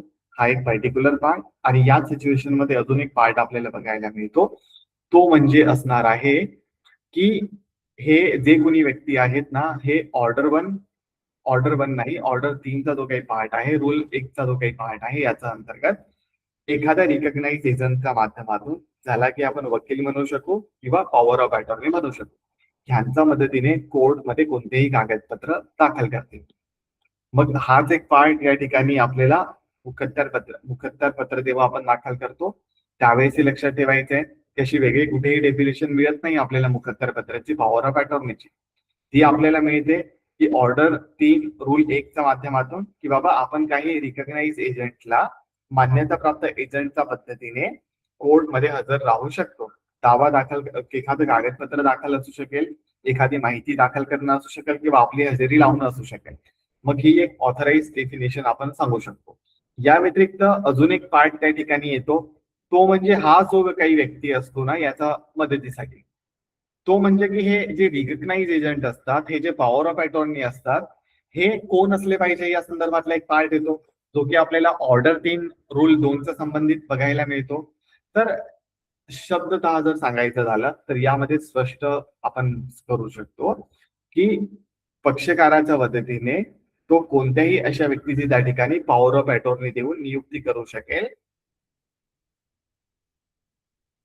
आणि त्याच्या मदतीने तो कोर्टमध्ये हजर राहू शकेल. या ठिकाणी असं कोणतंही रेस्ट्रिक्शन नाहीये. रेस्ट्रिक्शन आपण ठेवायचंय जसं की तो आपल्या ओळखीचा असला पाहिजे आणि तो मेजॉरिटी ऑफ एज असला पाहिजे, साऊंड माइंड असला पाहिजे, एवढ्या सगळ्या गोष्टी. आणि हे सगळ्या जे काही अधिकार आपण त्याला देत आहोत या अधिकाऱ्यांच्या बाहेर जाऊन त्याने असं कोणतंही कृत्य करू नये की ज्याच्यामुळे आपली केस आपल्याच अंगाशी येईल. So this will be the important part regarding the power of attorney. Power of अटॉर्नीच्या संदर्भामध्ये जर अजून आपण काही पार्ट बघायचा प्रयत्न केला तर लेट बी राईट हिअर की पॉवर ऑफ अटॉर्नीचा हा जो काही पार्ट आहे या पार्टला जर आपण अजून समजून घेण्याचा प्रयत्न केला तर यामध्ये 2 पार्ट खास करून येतात. त्यापैकी पहिला पार्ट म्हणजे काय, तर पहिला पार्ट म्हणजे असणार आहे जनरल पॉवर ऑफ अटॉर्नी. हा एक particular part, general power of attorney हा एक पहिला पार्ट.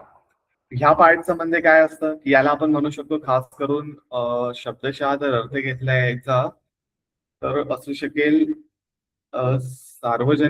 सार्वजनिक मुखत्यार पत्र वगैरे असं काहीतरी असू शकेल. You just have to cross check. यामध्ये काय असतं जनरली अशा प्रकारचं पॉवर ऑफ अटॉर्नी मध्ये की यात पक्षकार आहे आपल्या मालमत्तेचे किंवा न्यायालयीन प्रकरणाचे सर्वसाधारण आणि सर्व प्रकारचे जे काही अधिकार असतात पर्टिक्युलरली ते एखाद्या व्यक्तीला वगैरे देत असतात. जसं की आपण जे काही वर अधिकार वगैरे पाहिले तशा प्रकारचे एखाद्या प्रॉपर्टीचे जे काही सर्व अधिकार असू शकतील ते सर्वच्या सर्व अधिकार आपण एका व्यक्तीला वगैरे देत आहोत. या व्यतिरिक्त जेव्हा आपण पुढचा पार्ट पाहू त्यामध्ये पॉइंट क्रमांक 2 येतो, ज्यामध्ये स्पेशल पॉवर ऑफ अटॉर्नीचा एक पार्ट आहे. स्पेशल पॉवर ऑफ अटॉर्नी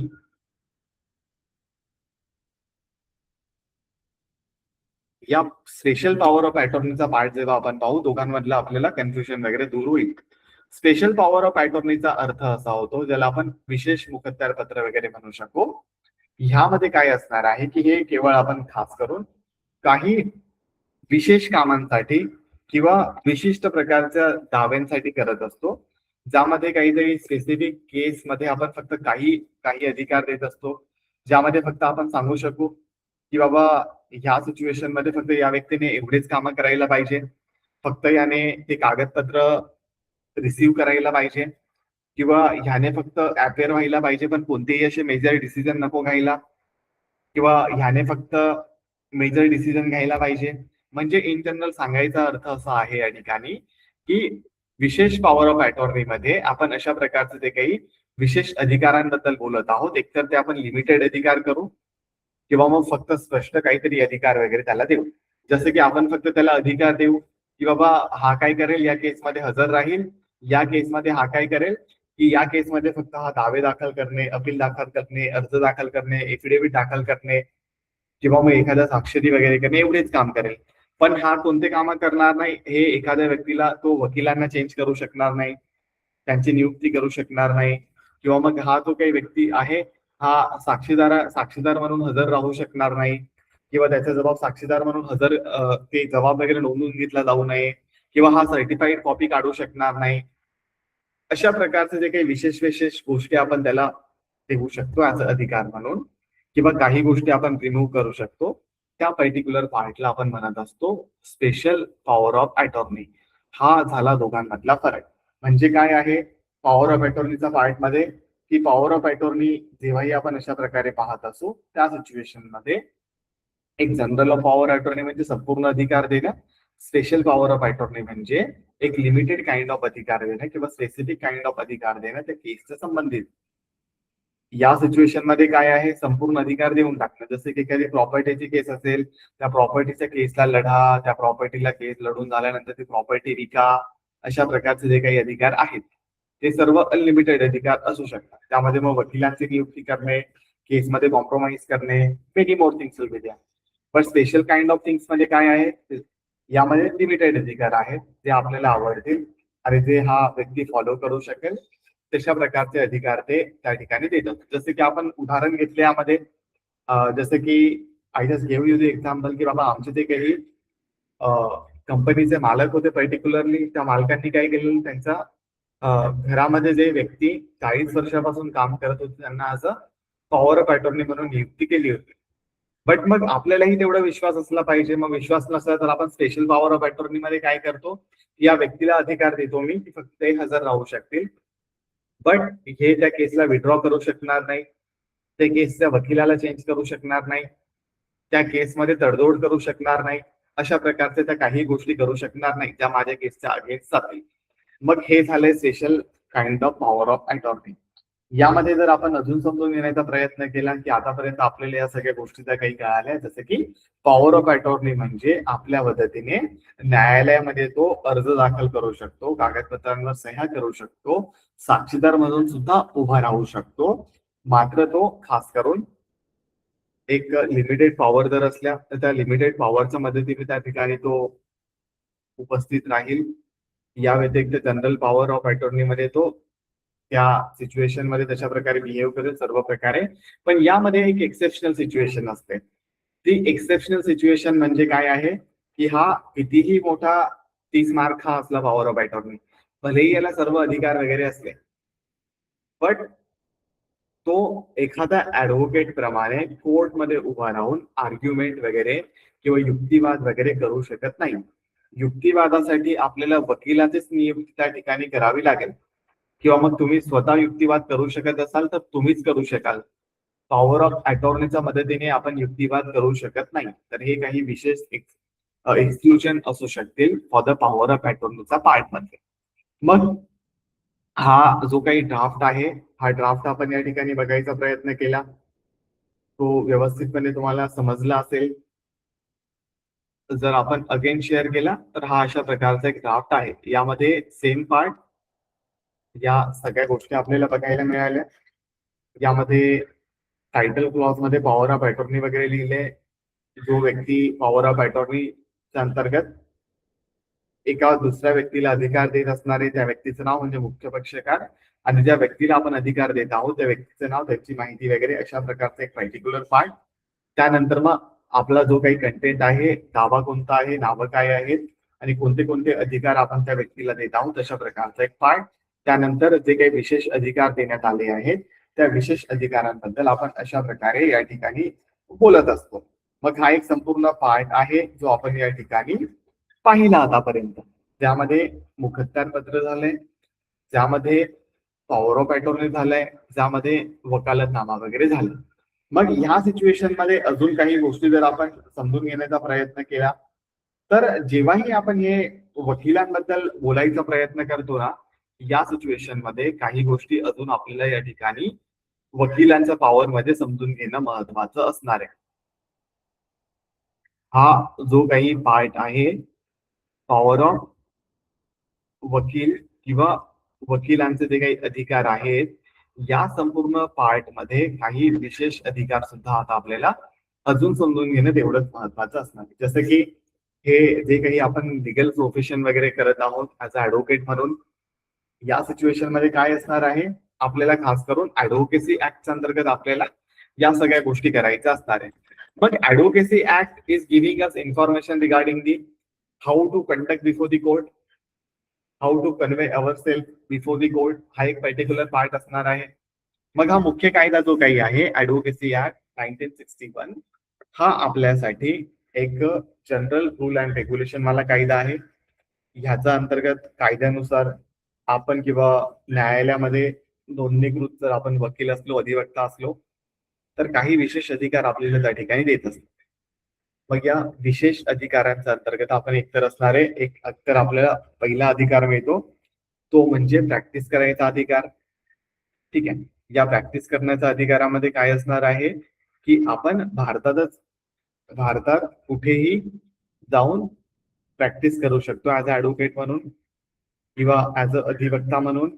यासाठी आपल्याला फक्त एक गोष्ट करायची असते, ते म्हणजे फॉलो करायचं आहे सेक्शन 29 आणि 23. म्हणजे एकतर आपल्याकडे एक अधिकृतपणे आपलं रजिस्ट्रेशन झालेलं पाहिजे स्टेट बार काउन्सिलकडे, ती नोंदणी झाल्यानंतर आपल्याकडे सनद असलं पाहिजे. सनद मिळाल्यावर आपण व्यवस्थितपणे या दोन्ही अधिकारांचा वापर करू शकतो. या व्यतिरिक्त अजून एक पार्ट आपल्याला या ठिकाणी बघायला मिळाला होता, जो की होता भारतामधल्या कोणत्याही न्यायालयामध्ये आपण त्या ठिकाणी प्रॅक्टिस वगैरे करू शकतो, हा संदर्भातला एक पार्ट.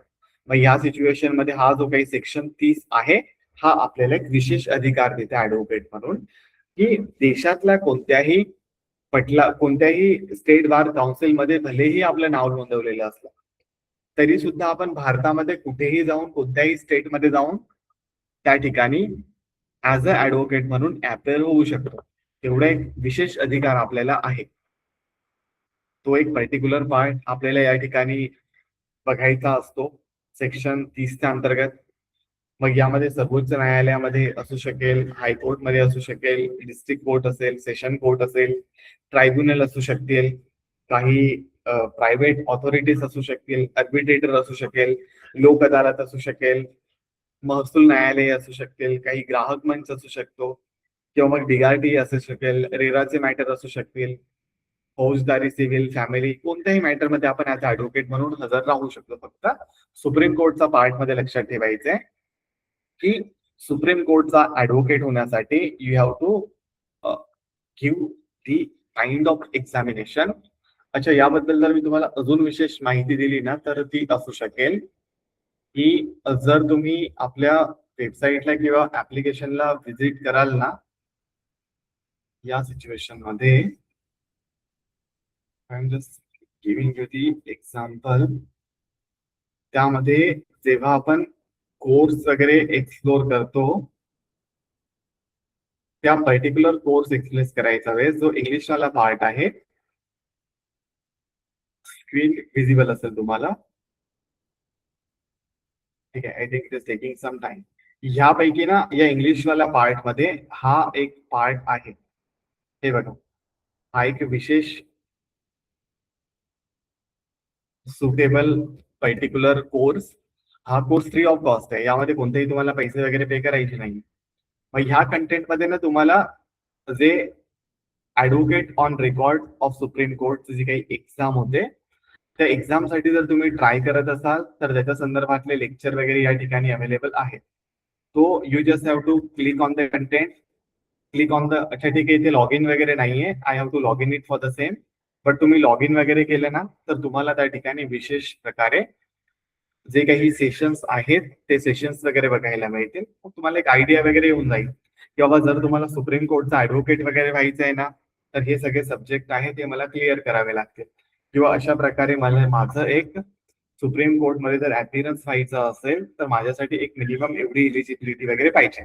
तर तो संपूर्ण फ्री ऑफ कॉस्ट आहे. तर बेटर जर तुम्हाला बघायचं असेल कोर्स वगैरे तर तुम्ही त्या ठिकाणी पाहू शकता. ठीक आहे.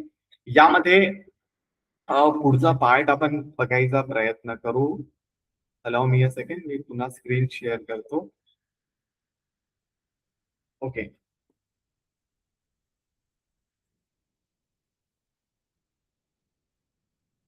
अरे बाबा काय झालंय पुन्हा की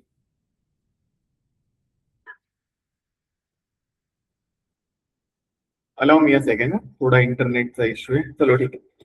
स्क्रीन इज ओपन नाव. ठीक आहे. यामध्ये हा जो काही पार्ट आहे ह्या पार्ट नंतर पुढचा एक पार्ट आणि इम्पॉर्टंट पार्ट त्याला आपण म्हणत असतो सेक्शन 23 वाला पार्ट. सेक्शन 23 चा पार्ट मध्ये आपण कालही एक्सप्लेन करायचा प्रयत्न केला होता, पण यामध्ये अजून काही डिटेल आपण ऍड करू शकतो. जसं की ह्या पार्ट मध्ये आपण मागच्या सेशन मध्ये पाहिलं होतं की जे सिनियर ऍडव्होकेट वगैरे असतात ना त्यांना एक विशेष अधिकार असतो की कोणत्याही केसमध्ये स्वतःचं ओपिनियन ते लवकरात लवकर मांडू शकतात, किंवा त्यांना एक विशेष अधिकार असतो की त्यांचा क्रम ऐकून घेण्याचा सिच्युएशन मध्ये लवकर लागायला हवा त्यांच्या ज्येष्ठतेनुसार. मग या सिच्युएशन मध्ये जर आपण अजून काही ऍड केलं तर जेव्हाही न्यायालयामध्ये जे काही विशेष प्रकरण वगैरे असतात किंवा अनेक प्रकरणाची सुनवाई एकाच वेळी होत असेल तेव्हा कोणत्याही वकिलाचा आधी खास करून हे जे काही व्यक्ती आहेत यांना आधी प्राधान्य द्यायला पाहिजे किंवा यांना विशेष प्रकारे प्राधान्य दिलं गेलं पाहिजे या संदर्भातला एक पर्टिक्युलर कलम आहे. मग ह्यामध्ये जे अन्य सिनियर व्यक्तीबद्दल बोलत होतो आपण, सिनियर ऍडव्होकेट बद्दल बोलत होतो, ते म्हणजे पहिला कोण आहे, अटॉर्नी जनरल ऑफ इंडिया. हा एक पर्टिक्युलर पार्ट जे सेंट्रल गव्हर्नमेंटच्या केसेसला रिप्रेझेंट करत असतात. ठीक आहे, ज्यांना आपण मराठीमध्ये शब्दशः महान्यायवादी वगैरे म्हणू शकतो. हे एक व्यक्ती. त्या व्यतिरिक्त सेकंड पार्ट त्यामध्ये येतो सॉलिसिटर जनरल ऑफ इंडिया, ज्याला आपण भारताचे महाअधिवक्ता वगैरे म्हणू शकतो. हे सेकंड व्यक्ती, ह्यांचा आधी ऐकून घेतलं जायला पाहिजे. त्यानंतर तिसरे व्यक्ती यामध्ये सामील होतात. ते तिसरे व्यक्ती म्हणजे कोण, अटॉर्नी जनरल किंवा ज्याला आपण म्हणू शकतो ऍडव्होकेट जनरल ऑफ स्टेट. ते म्हणजे असणार आहेत भारताचे जे महाराष्ट्र राज्याचे किंवा अन्य कोणत्याही राज्याचे ज्याच्या त्याच्या राज्याचे ऍडव्होकेट जनरल. ते व्यक्ती ह्यांनाही एक विशेष अधिकार असतो की जेव्हाही कोर्टमध्ये जास्त केसेस असेल आणि त्या केसेस एकत्र जरी असल्या तरी त्यांना एक प्राधान्य देण्यात हा एक पर्टिक्युलर पार्ट. या व्यतिरिक्त त्या कोर्टमधले जे सिनियर ऍडव्होकेट असू शकतील त्यांच्या ज्येष्ठतेनुसार त्यांना मग त्या ठिकाणी हे अधिकार असतात की त्यांची जी काही सुनवाई असते ती लवकर त्या ठिकाणी झाली पाहिजे. मग ह्याच सिच्युएशन मध्ये अजून काही अधिकार वगैरे असू शकतील जे की आपल्याला एक प्रोफेशनल कंडक्ट बद्दल बघायचा प्रयत्न जर आपण केला तर सेक्शन 126 ऑफ ऍडव्होकेसी ऍक्ट किंवा एक पर्टिक्युलर पार्ट असू शकतो ज्यामध्ये एव्हिडन्स ऍक्टचा जो काही जुना पार्ट होता त्याचा अंतर्गत सुद्धा जे काही एक क्लाइंट आहे, एखादा दाव्यातील पक्षकार आहे आणि वकील ह्यांचा मधलं जे काही संभाषण असतं ते पूर्णपणे गोपनीय मानलं जातं, खास करून एव्हिडन्स ऍक्ट अंतर्गत. ठीक आहे. या सिच्युएशन मध्ये आणि ही जी काही माहिती एखादा क्लायंट आपल्याला शेअर करत आहे त्याचा एव्हिडन्स म्हणून आपण भविष्यामध्ये वापर करू शकत नाही. आपण एक विशेष एक पार्ट आपल्याला लक्षात ठेवायचा. या व्यतिरिक्त न्यायालय देखील ह्या पर्टिक्युलर पार्ट मध्ये वकिलाला त्याचा पक्षकाराने सांगितलेली कोणतीही माहिती उघड करण्याची सक्ती करू शकत नाही जोपर्यंत पक्षकार स्वतः त्यासाठी लेखी संमती देत नाहीये तोपर्यंत हा पर्टिक्युलर अधिकार असणार आहे. यामध्ये मग अशी तुमची देशभक्ती असं काही दाखवायची गरज नाहीये. जसं की समजा तुम्ही त्या ठिकाणी तुमच्या सिच्युएशन मध्ये एका आतंकवाद्याची केस वगैरे लढत आहात आणि आतंकवाद्याने तुम्हाला काहीतरी गोष्ट कन्वे केली आहे किंवा अमुक अमुक अशा प्रकारे हे सगळं कॉन्स्पिरसी वगैरे झालं होतं. मग भलेही त्या व्यक्तीने तुम्हाला तो मेसेज कन्वे केलेला असेल तरी सुद्धा इट इज युअर ड्युटी आणि हे तुमचं प्रोफेशनल कंडक्ट असला पाहिजे, प्रोफेशनल कम्युनिकेशन असलं पाहिजे की तुम्ही तुमच्या क्लायंटची माहिती कोर्ट पर्यंत पोहोचू नाही राहिला पाहिजे. मग विशेष अजून या ठिकाणी आपण इमोशनल व्हायची गरज नाहीये. हे कोणत्याही केसेसमध्ये असू शकतं. नॉट ओन्ली फॉर तो आतंकवादीच्या मॅटरमध्ये, फॅमिली मॅटर असेल, आपल्या मित्रांचा, नातेवाईकांचा, अन्य क्लायंटचा मॅटर असेल, तो प्रोफेशनल कंडक्ट म्हणून या सगळ्या गोष्टी तुम्ही व्यवस्थितपणे लक्षात ठेवायला पाहिजे. एकतर आपलं संभाषण गोपनीय ठेवायचं, बायकोलाही सांगायचं नाहीये, तुमच्या नवऱ्याला सुद्धा सांगायचं नाहीये, हसबंडला सुद्धा सांगायचं नाहीये किंवा घरातल्या अन्य व्यक्तींशी शेअर करायचं, ज्याच्याने त्या व्यक्तीची इमेज वगैरे तुम्ही होऊ शकेल असा चान्स तुम्हाला वाटत असेल तर. हो चलो ठीक आहे, केस वगैरे संपली, तुम्ही कलिग वगैरे बसले आहात, केस डिस्कस करत आहात, त्या सिच्युएशन मध्ये तुम्ही एक्सप्लेन करा तुमच्या मित्रांमध्ये, वकील बांधवांमध्ये किंवा तुमच्या पार्टनर वकिलांसोबत, बट बाकीची माहिती देणे टाळायचं. या व्यतिरिक्त अजून एक विशेष अधिकार आपल्याला या ठिकाणी ऍज अ वकील म्हणून मिळत असणार आहे. जसं की हे जे काही वकील साहेब आहेत, हे वकील साहेब असेल किंवा हे असेल वकील मॅडम, एक प्रोटेक्शन फ्रॉम अरेस्टचा एक अधिकार असतो. जसं की सिव्हिल दाव्यांमध्ये सेक्शन 125 हा जो काही पार्ट आहे सीपीसीचा, ह्या सिच्युएशन मध्ये जे दिवाणी प्रकरण असतात, सिव्हिल मॅटर असतात, यामध्ये अटकेपासून एक विशेष अधिकार वगैरे असतो, विशेष संरक्षण वगैरे असतं. त्यामध्ये जेव्हा एखादा वकील न्यायालयात जातो किंवा एखादा वकील न्यायालयात जात असेल, न्यायालयात हजर राहतो किंवा न्यायालयाचे काम संपवून परत येत असेल, तेव्हा कोणत्याही दिवाणी प्रक्रियेत, उदाहरणार्थ जसं की एखादी पैशाच्या वसुलीचा मॅटर असू शकतो किंवा एखादा दिवाणी हुकुमनाम्याची बजावणी असू शकेल, यामध्ये त्या वकिलाला अटक वगैरे करू नये किंवा त्याला अटक केली जाऊ नये, अशा प्रकारचा एक विशेष अधिकार आपल्या ऍज अ वकील म्हणून आपल्याला आहे. मग यामध्ये फक्त अपवाद म्हणजे काय? अपवाद म्हणजे हा आहे की जे क्रिमिनल मॅटर वगैरे असतात, जसं की क्रिमिनल मॅटर मध्ये फौजदारी गुन्हे असतील, क्रिमिनल ऑफेन्सेस असतात किंवा कंटेम्प्ट ऑफ कोर्ट असेल, यामध्ये अटक होऊ शकते. बट जे विशेष पार्ट आहे ज्यामध्ये एखादा असा दावा पैशाच्या वसुलीचा, एखादा हुकुमनाम्याचा बजावणीचा किंवा सिव्हिल इन नेचरच्या केसेस, यामध्ये जेव्हाही तुम्ही कोर्टमध्ये जात असाल, ठीक आहे, न्यायालयात हजर राहत असाल किंवा न्यायालयीन काम संपवून परत येत असाल, अशा सिच्युएशन मध्ये सिव्हिल केसेस मध्ये तुम्हाला अटक करू नये, हा एक विशेष अधिकार आहे. कलम सेक्शन 135 हा एक आठवण ठेवायचे सीपीसी वाला. या दोन्ही व्यक्तींना अधिकार आहे, तुम्ही ज्युनियर असाल, सिनियर असाल, समान अधिकार आहे सर्वांना.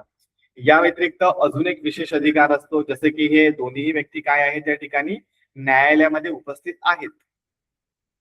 मग जेव्हाही एखादा ऍडव्होकेट न्यायालयामध्ये उपस्थित असतो, सर्वात आधी तर त्याला ऑफिसर ऑफ द कोर्ट म्हटलं जातं, हे लक्षात ठेवायचंय.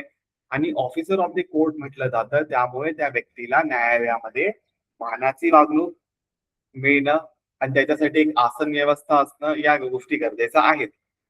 क्लायंटला एक वेळेस उभं ठेवू शकू आपण, पण न्यायालयाच्या कोर्ट रूम मध्ये ऍडव्होकेटने त्या ठिकाणी त्याला एक अधिकार आहे की तो त्या ठिकाणी बसू शकतो.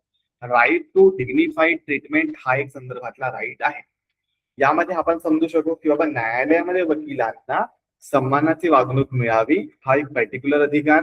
आणि न्यायालयाच्या आवारात सुद्धा आणि कोर्ट रूम मध्ये सुद्धा वकिलांसाठी स्वतंत्र बसण्याची व्यवस्था असली पाहिजे. बार रूम ज्याला आपण म्हणू शकू, ऍडव्होकेटचे बेंच म्हणू शकू, हे त्या ठिकाणी असतात. मग हा एक पर्टिक्युलर पार्ट. या सिच्युएशन मध्ये न्यायाधीश किंवा कोणतेही न्यायालयीन कर्मचारी वकिलांशी गैरवर्तन करू शकत नाही. वकिलांचा सन्मान राखणं हे न्यायालयाचे कर्तव्य आहे. त्यामुळे ज्युनियर जरी आपण असलो तरी घाबरायची गरज नाहीये. जर आपण लेझर वगैरे घातलेला असला, बँड वगैरे लावलेला असला आणि आपण न्यायालयामध्ये उपस्थित असलो, तर ते तिथले ज्युडिशियल क्लर्क असले, त्यांना भलेही आपल्यापेक्षा वयाने ते मोठे असले किंवा कोणतेही जज साहेब असले, कितीही वयाने मोठे असले, कितीही सिनियर असले, ऍज अ ज्युनियर म्हणून तुमचं डिग्निटी ठेवणं, तुम्हाला डिग्निफाईड ट्रीटमेंट देणं हा तुमचा अधिकार आहे. तो हा एक विशेष अधिकार, या अधिकाराबद्दल तुम्हाला लक्षात ठेवायचंय. या व्यतिरिक्त अजून एक पुढचा पार्ट आणि लास्टचा पार्ट या अधिकारांबद्दल आपण बोलू शकू, जसे की असणार आहे पक्षकारांचं प्रतिनिधित्व आणि त्यांना साक्षरीचा अधिकार. जसं की वकालतनामावाला पार्ट आपण पाहिलं, तर वकिलाला एखाद्या क्लायंटच्या वतीने कोर्टमध्ये हजर राहण्याचा, युक्तिवाद करण्याचा, साक्षीदारांची उलट तपासणी करण्याचा पूर्ण अधिकार असतो. आणि पक्षकारांच्या वतीने जे विविध अर्ज असू शकतील ते किंवा मग एखादा दावा असू शकेल किंवा एखादं प्रतिज्ञापत्र असू शकेल, एफिडेव्हिट असू शकेल, एखादं प्रतिवाद पत्र असू शकेल, यावर कायदेशीर अधिकार प्राप्त असतात की त्यावर ते सही वगैरे करू शकते ऍज अ वकील म्हणून. मग हा एक संपूर्ण पार्ट आहे. यामध्ये जर तुम्हाला अजून विशेष कर्तव्य वगैरे बघायचे असले ना, तर एक बीसीआय जे बार काउन्सिल ऑफ इंडिया आहे ना, यांचे गाईडलाईनच आहे. I think I have that particular guideline. Allow me a second, मी चेक करतो मला आता लॅपटॉप मध्ये अवेलेबल आहे का, जेणेकरून ती एकदा वाचून ठेवायची, जेणेकरून तुम्हाला ती लक्षात येईल. बिकॉज ते मी कुठे गेले बाबा.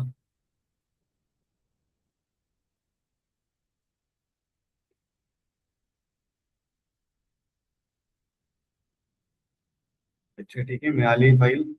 ओके, स्क्रीन विजिबल असेल तुम्हाला आता. तर हे बघा, हे काही रूल्स वगैरे आहेत. हे सुद्धा अपूर्णच आहे कारण की यांचे काही पीडीएफ फॉर्मॅटमध्ये काही मिळत नव्हते ऑनलाईन. बट एवढा एक पार्ट आपल्याला बघायला मिळतो. यामध्ये अजून काही पार्ट असेल ना तर मी लगेच पाहतो आणि सांगतो तुम्हाला. हा, मिळालाय part. Allow me a second. हा एक पहिला पार्ट अजून आहे आपल्या समोर. हा एकदा वाचून ठेवायचा. मराठीमध्ये जर तो अवेलेबल नाहीये, बट हा इंग्लिशवाला पार्ट अवेलेबल आहे. जसं की हा जो काही पार्ट तुम्ही पाहत आहात, bar council of India rules for the advocacy ऍक्टच्या अंतर्गत जे काही different kind of rule and regulation आहेत, त्यांनी किंवा एखाद्या ऍडव्होकेटने कशा प्रकारे बिहेव करावा, कशा प्रकारे त्यांना ट्रीटमेंट वगैरे मिळावी, ह्याची एक जनरल गाईडलाईन आपल्याला या संपूर्ण बार काउन्सिल ऑफ इंडियाचा रूल वगैरे मधून मिळत असणार आहे. ठीक आहे, तर एकदा चेक करून घ्या. I will upload all this part in the application. तिथून तुम्ही एकदा चेक करून घ्या. यामध्ये मग तुम्हाला बऱ्यापैकी तुमच्या विशेष अधिकारांबद्दल माहिती मिळेल. यामध्ये बघा, certain matter relating to state council, चलो ठीक आहे, आपल्या कामाचं नाही. लीगल एज्युकेशन रूल, चलो ठीक आहे. स्टेट रूल सिनियरिटी, ठीक आहे, हा एक पार्ट. त्यानंतर रेस्ट्रिक्शन ऑन सिनियर ऍडव्होकेट, हा एक पार्ट. हा बघा, हा एक part. Standard of professional conduct and etiquettes वाला हा एक पार्ट आहे, तो बघायचा आहे. Condition for right to practice, हा एक part. Address to the court, हा एक पर्टिक्युलर पार्ट. एक ड्रेस कोड वाला पार्ट. त्यानंतर हा एक पार्ट ज्यामध्ये आपल्याला विशेष प्रकरण बघायला मिळतील. कंप्लेंट अगेन्स्ट ऍडव्होकेट जे काही असतात आणि त्याचे प्रोसिजर काय असणार आहे डिसिप्लिनरी कमिटी कडून, तो एक पर्टिक्युलर पार्ट या ठिकाणी तुम्हाला बघायला मिळेल. तो ह्याचा या सगळ्या पार्ट मध्ये ही एक पीडीएफ आहे आपल्या समोर. ही पहिली पीडीएफ आणि ही असणार आहे सेकंड पीडीएफ. याचा अंतर्गत तुम्ही व्यवस्थितपणे सर्व पाहू शकाल. एकदा वाचून काढा वेळ मिळाला तर, जेणेकरून तुम्हाला या सगळ्या गोष्टी वगैरे लक्षात ठेवता येईल आणि तुम्हाला कधी ना कधी याची मदत वगैरे मिळू शकते. कारण की बऱ्याच वेळेस असं होतं, आपण जेव्हा कोर्टमध्ये प्रॅक्टिसला असतो ना, बऱ्याच वेळेस ते झोलाछाप ऍडव्होकेट वगैरे पण असतात त्या ठिकाणी, किंवा अशा ऍडव्होकेट असतात जे वारंवार आपला अपमान सुद्धा करत असतात ऍज अ ज्युनियर म्हणून, किंवा व्यवस्थितपणे ट्रीटमेंट वगैरे करू शकत नाही आपली, किंवा आपल्याला तो डिग्निफाईड ट्रीटमेंट वगैरे देत नाही. अशा सिच्युएशन मध्ये आपण डिसिप्लिनरी एक ऍक्शन वगैरे जर आपल्याला घ्यायची असेल तर त्यांच्या नावाने कर्ज वगैरे देऊ शकतो कोर्टमध्ये, किंवा जे स्टेट बार काउन्सिल असणार आहे त्या ठिकाणी. तो इट वुड बी बेटर की तुम्ही या सगळ्या गोष्टी जर वाचून ठेवल्या तर पाहू शकू. जर वेळ मिळाला तर मराठीमध्ये याचं एक लेक्चर वगैरे आपण घेऊ शकू. अदरवाईज एक रेकॉर्डेड पार्ट जर अपडेट केला तर इट वुड बी बेटर, ते तुम्हाला समजेल व्यवस्थितपणे. ठीक आहे, तर एवढा एक पार्ट आहे जो आपण आजच्या सेशन पर्यंत कव्हर केला. त्यामध्ये आपण memo of appearance, power of attorney आणि वकालतनामा एवढे सगळे कॉन्सेप्ट क्लिअर झाले. या सगळ्यांच्या या जेवढ्याही काही कॉपीज आहेत त्या तुम्हाला बघायला मिळतील ऍप्लिकेशन मध्ये. वकालतनामावाला आणि रिप्रेझेंटेटिव्हचं एक फोल्डर जे काही आहे त्यामध्ये तुम्ही ते व्यवस्थितपणे चेक करू शकाल. ठीक आहे, त्यामध्ये मेमो ऑफ अपीयरन्स सुद्धा मिळेल आणि जे वकीलपत्र जे काही आहे ते सुद्धा त्या ठिकाणी तुम्ही पाहू शकाल. त्यामध्ये इंग्लिशवाला पार्ट अजून ऍड व्हायचा आहे, कारण की इंग्लिशवाल्या पार्ट मध्ये माझ्याकडे जेवढेही वकालत पत्र आहेत ना, वकालतनामा, त्यामध्ये सगळे क्लायंटचे नावं वगैरे आहेत. तर थोडासा वेळ कमी असल्यामुळे ते अपलोड नाही करू शकलो, बट आय विल ट्राय की उद्यापर्यंत ते अपलोड करावं नावं वगैरे काढून, तर ते तुम्हाला मदतच होणार आहे. ठीक आहे, आजच्या सेशनच्या संदर्भामध्ये जर तुमचे काही प्रश्न असले तुम्ही विचारू शकता. अदरवाईज आपण उद्याच्या सेशन वगैरे मध्ये भेटू, ज्यामध्ये आपण रिप्रेझेंटेटिव्ह राईट मध्ये एक लास्टचा पार्ट आपला बाकी आहे, तो म्हणजे सेल्फ रिप्रेझेंटेशनचा पार्ट, सेक्शन 32 वाला पार्ट खास करून, ज्यामध्ये सेल्फ रिप्रेझेंटेशन असणार आहे. त्याचे एक स्पेशल कंडिशन आपण बघायचा प्रयत्न करू आणि कोणत्या कोणते सुप्रीम कोर्टचे केस लॉस आहेत त्या संदर्भामध्ये तो पण एक पार्ट आपण बघायचा प्रयत्न करू. आणि एक विशेष रिप्रेझेंटेशन मध्ये पीपल ऍट लार्जचं जेव्हा आपण रिप्रेझेंटेशन वगैरे करत असतो, जसं की PIL वगैरे असू शकेल, स्पेशल लिपिटेशन असू शकेल, तो पण एक पार्ट आपल्याला उद्याच्या सेशन मध्ये ऍज अ रिप्रेझेंटेटिव्ह राईट मध्ये बघायचा असणार आहे. तो हे सगळे इम्पॉर्टंट पार्ट आहेत. ठीक आहे. If you have any question you can ask me now. जी, आजच्या सेशनच्या संदर्भामध्ये काही प्रश्न आहेत तुमचे? Hello sir. ठीक. तुम्ही मागाशी म्हणालात की आपल्याकडे सनद आली की आपण पूर्ण भारतामध्ये प्रॅक्टिस करू शकतो, हो, पण आपल्याकडे जो सनद येते त्याच्यावरती महाराष्ट्र आणि गोवा असतं, तर मग आपण करू शकतो का? पूर्ण भारतामध्ये आपण प्रॅक्टिस करू शकतो, फक्त सुप्रीम कोर्ट व्यतिरिक्त. सुप्रीम कोर्ट साठी तुम्हाला ती इलिजिबिलिटी एक्झाम वगैरे जी काही आहे तेवढी क्लिअर करावी लागेल, मग तुम्ही करू शकता. आपण कारण की all India bar examination clear करतो ना मॅम सनद आल्यानंतर. हा. All India bar examination clear करतो म्हणजे आपण सगळा देशाचा सिलेबस वाचत आहोत, जो कॉमन आहे सर्व देशासाठी. आणि once you clear for the same म्हणजे तुम्ही इलिजिबल आहात all India bar examination clear केले की सर्व देशामध्ये प्रॅक्टिस करण्यासाठी. सनद आहे तोपर्यंत ओके. तुम्ही स्टेट ऑफ महाराष्ट्रापर्यंत करा, but all India bar examination clear केली की तुम्ही संपूर्ण देशामध्ये करू शकता. ते एक्झामचं महत्वच ते आहे की सगळ्यांसाठी, सगळे ऍडव्होकेट जे काही आहेत पूर्ण देशाचे त्यांच्यासाठी एकच इलिजिबिलिटी एक्झाम, अच्छा, त्यामध्ये सगळ्यांचे सेम क्वेश्चन पेपर असतो. ठीक आहे, ठीक आहे, चालेल सर, थँक्यू. ती एक सेंट्रलाइज सिस्टीम करण्यात हॅलो आली आहे, फक्त सुप्रीम कोर्ट साठी तेवढं विशेष एक तुम्हाला पाहावं लागेल. जी सर, सॉरी. सर हे सेक्शन 23 जे आहे ॲडव्होकेट ऍक्ट, सर पूर्व सुनावणीचा अधिकार म्हणजे नेमकं म्हणजे कसं राहील सर? म्हणजे एक मिनिट मी तुम्हाला एक्सप्लेन करतो. 23 वाला जो काही पार्ट आहे ना, हा बद्दल तेव्हा आपण बोलत असतो. बघा काय असतं माहितीये का, जसं की तुम्ही एक सेकंड द्या मला, मी तुम्हाला काही प्रॅक्टिकल एक्झाम्पल दाखवतो.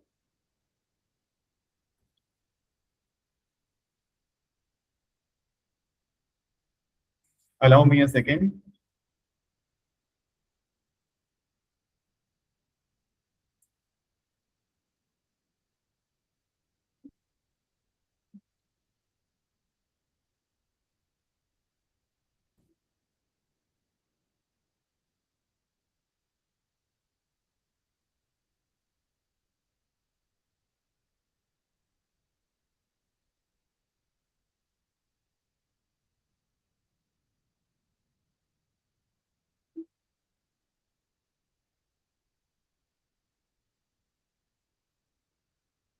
होस्टिंगर की मैनेज्ड वर्डप्रेस होस्टिंग कड़क है कि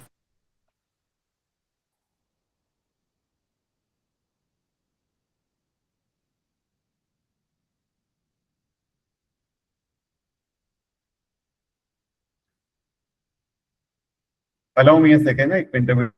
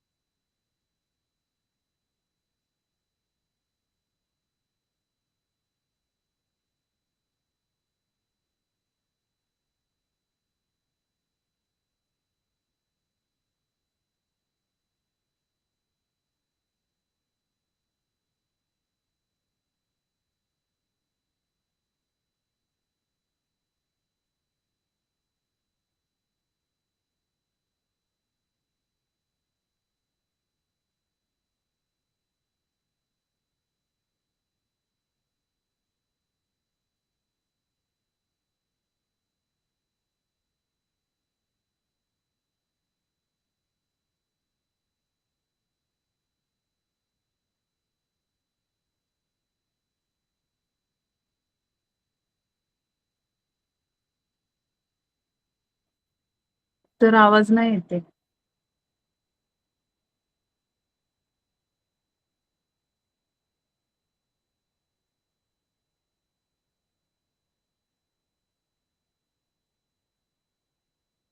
लिहत नाही सर.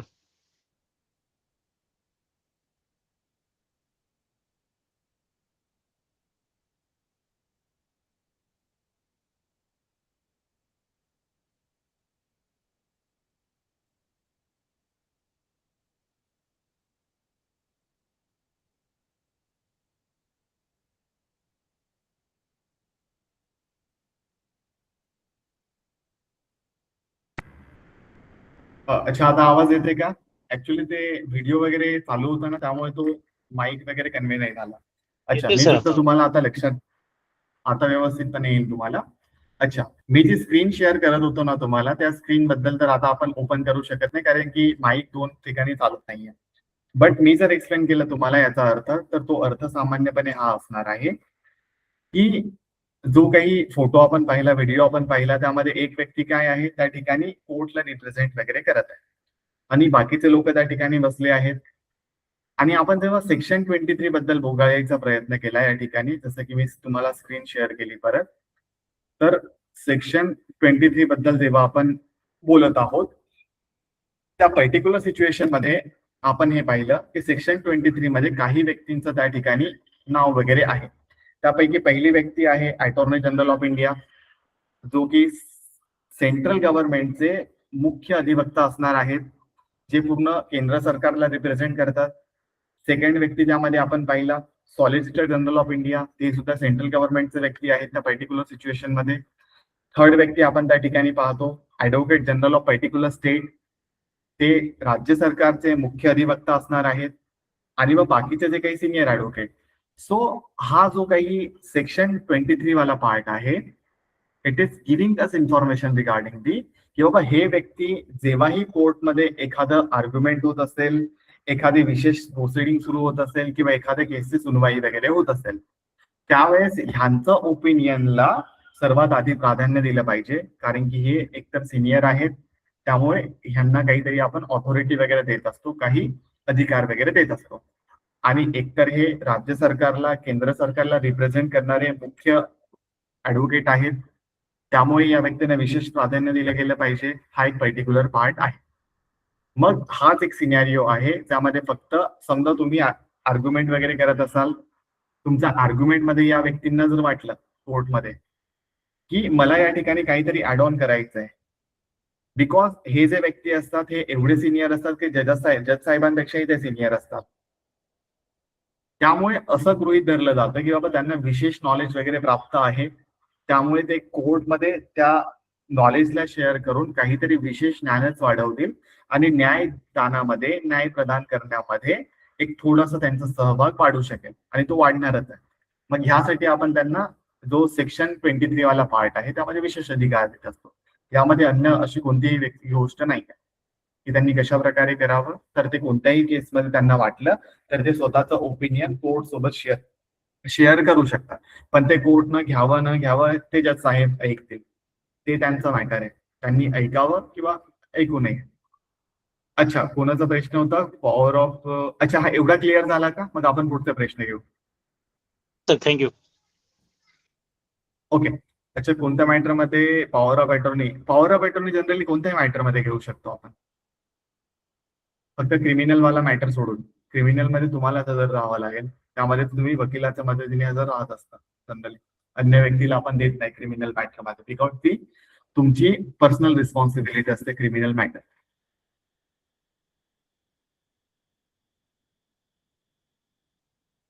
जी, अजून काही प्रश्न आहेत का? You can ask me now. अरे सर, हे वकिली जे नकाशा आपण ज्याच्यावरून शिकवता ना, हे शेअर होईल का सर? एकच मिनिट द्या सर, मी इयरफोन वगैरे जॉईन करतो म्हणजे मला व्यवस्थितपणे आवाज येईल तुमचा. हो सर, आता विचारा. सर आपण हे जे वकिली नकाशावरून समजून सांगत आहेत ना, तर हा हा. चार्ट आम्हाला मिळेल का? मी प्रयत्न करतो की याला कशा प्रकारे एक्सपोर्ट करता येईल, पण ते एक्सपोर्ट करतो ना फक्त त्याची तेवढीच इमेज येते, पूर्ण नाही येत ते. हे असेल ना सर अजून पण म्हणजे पूर्णपणे कळेलच. ठीक आहे, आम्ही ट्राय करतो की कोणत्या तरी वेगळ्या माध्यमातून ते देता येतील म्हणून. ते डाउनलोड करायचं एकदा ऑप्शन चेक करावं लागेल. पेड याच्यामध्ये जर ते ऑप्शन असलं तर ते चेक करतो. Okay sir, thank you. Okay. Anyone have any doubt? कुणाचे काही स्पेशल प्रश्न वगैरे? जी परेश जी.